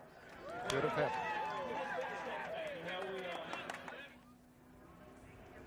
Spencer, former champion in NASCAR's modified division, and one real tough customer. He'll be a Rockingham next week. You know, I'm just thinking what has to be going through Dale Jarrett's mind right now. 3 times the biggest race that we run. Look at Earnhardt. Comes up to give him a donut on the side of that car. That's tradition there. Yep. He hits everybody that beats him. Dale pulled his arm back in when Earnhardt came up there. Ned, 2 weeks ago, you and Dale and your other son Glenn played at Augusta, home of the Masters. And in high school, you wanted your younger son Dale to be a golfer, not a racer. And I'll tell you, that was a real treat to play at Augusta National, where CBS will be televising the Masters a little bit later on this year. But that was something very, very special. I'm glad he didn't listen to me and become a golfer, even as great as those guys are. Like this better right now. Let's show you what happened to put the 500 under caution for the final time. This is from Mike Skinner. Look on the right side of your screen.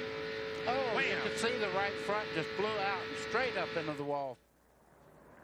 A hard hit for Jimmy Spencer.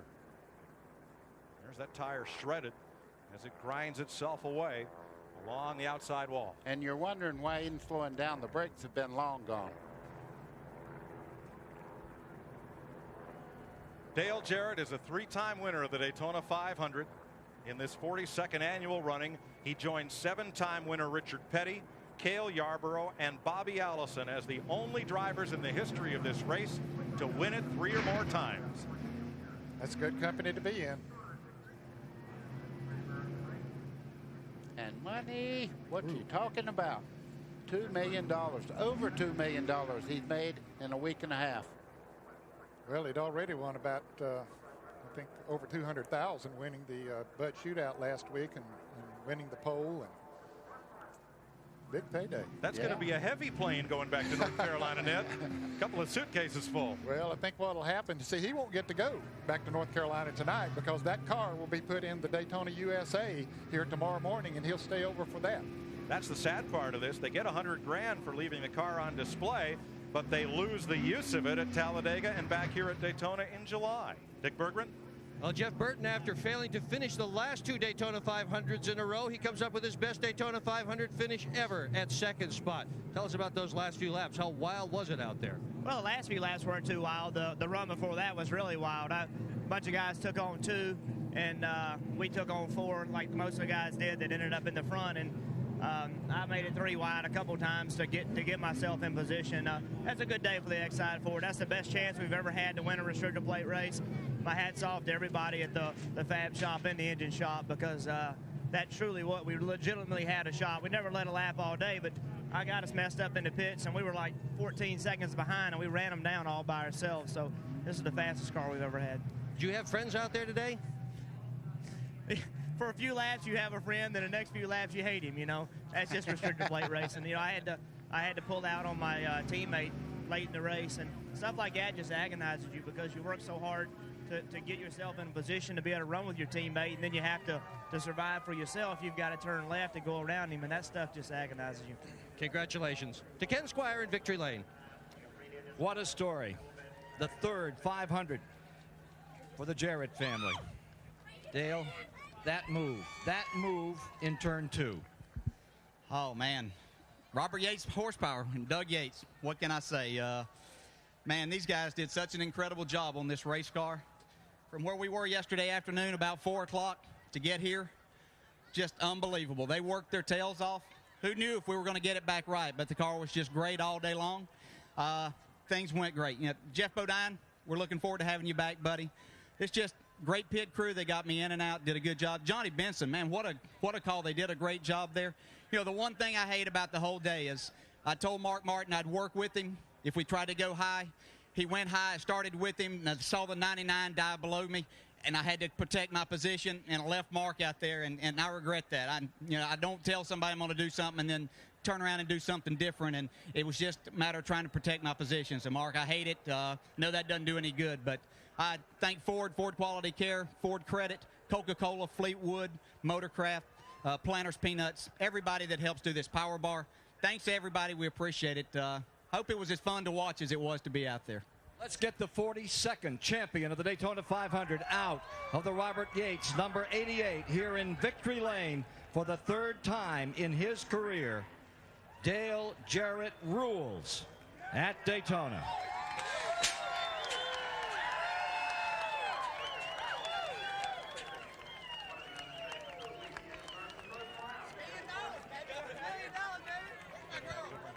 Well, Johnny, that was a tremendous run at the end of the race there. Tell me about when they made the pass on you. Did you give them everything you had? Well, yeah, I wasn't going to let them by. What are you talking about, man? Dale Jarrett, awesome. Awesome, great job. And it was just, you know, it was just one of those deals that we couldn't, I couldn't stay there, and I knew the Fords are going to gang up on us. The Fords have been really good all weekend, but I'm proud of these guys in this Pontiac. I mean, we got a sponsor like us for the year. I don't, you know, if we'd have wrecked on that deal, I'm still way proud of these guys. So I tell you what, I wish we would have won it. I wish I hated that yellow, but that's just how it falls. For Johnny Benson, a 12th place finish, Dick Berger. It's been a tough year or two for Bill Elliott. Is third a good day for you? Third's fantastic. I think after the year we had, we come down here, we qualified third, we won our 125, and we come home third today. You know, especially there, the middle part of the race, we got a little bit behind. The car got tight behind other cars. We kept adjusting.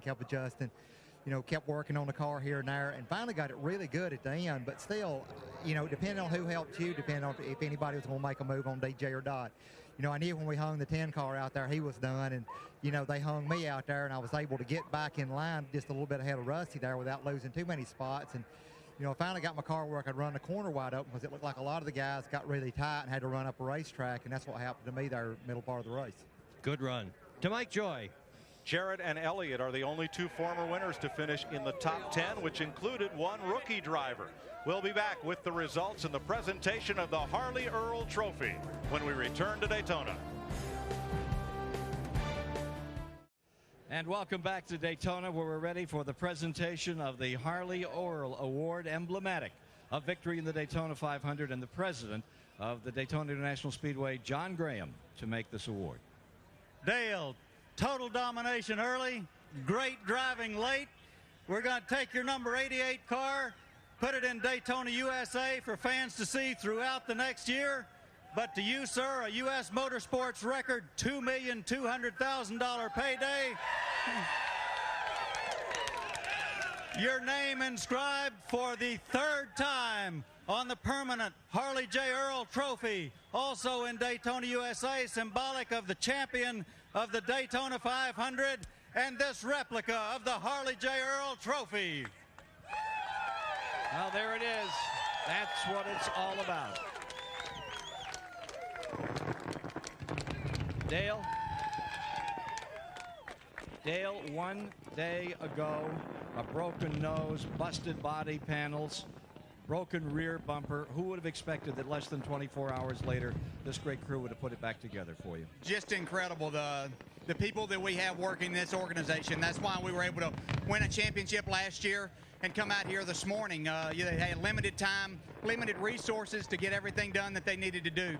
And Todd Parrish, just the best in this business at Aero. He could look at it, know what we needed, and these fabricators that we had did just a fantastic job.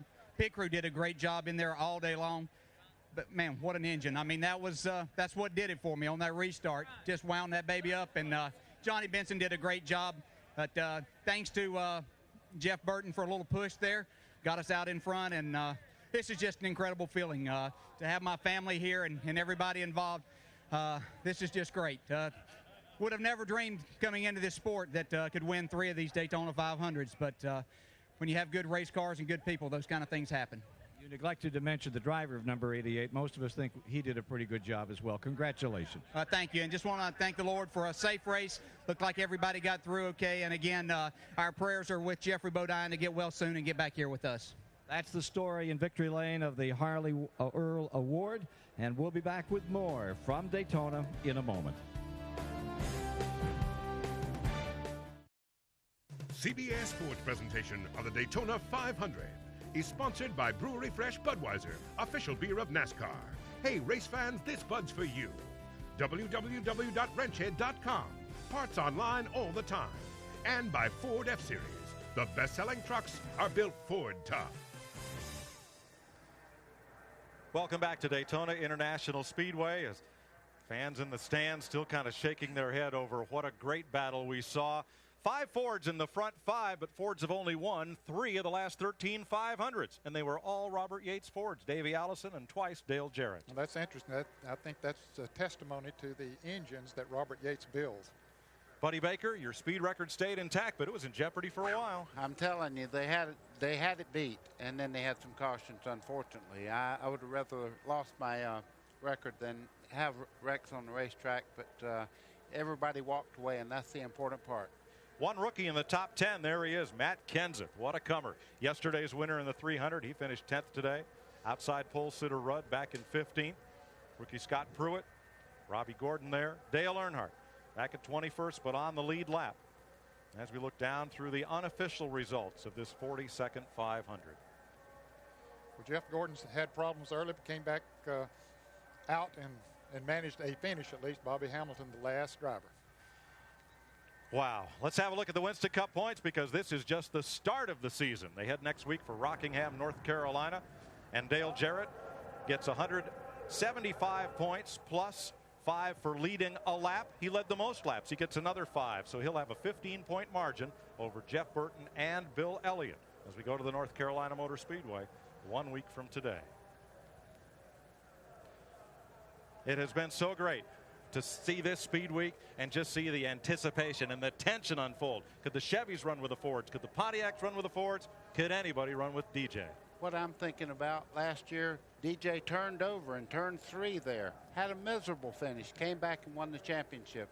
What a difference a year makes.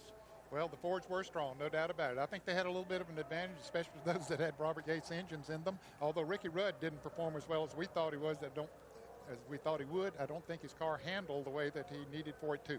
Rudd picked up a push. What a way to begin a title defense. As Buddy said, last year's 500 was the only race in which Dale Jarrett did not finish. He was running at the checker for everyone the rest of the season and won the Winston Cup. And now he starts that title defense on top. I like that. So says a proud father. And now to the man who brought CBS Sports on the air with the first live flag-to-flag coverage of NASCAR racing back in 1979, Ken Squire. Well, thank you, Mike. And so we finish the first race of the new millennium. The biggest question throughout Speed Weeks to me has not been who was going to win this race or what car was going to end up in victory lane, but did you ever think this race would be this big? And my answer is, of course it would.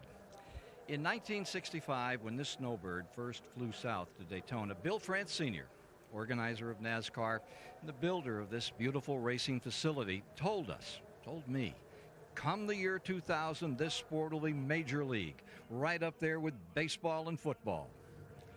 France Sr. sure hit it right on the nose. And since 1979, CBS has been proud to be a part of this Daytona 500 and the growth of NASCAR. For everyone here at CBS who for 22 years have brought you this American racing classic, brought it into your homes with a sense of dignity and dedication, love and respect, thank you for being part of it. After all, it is the great American race.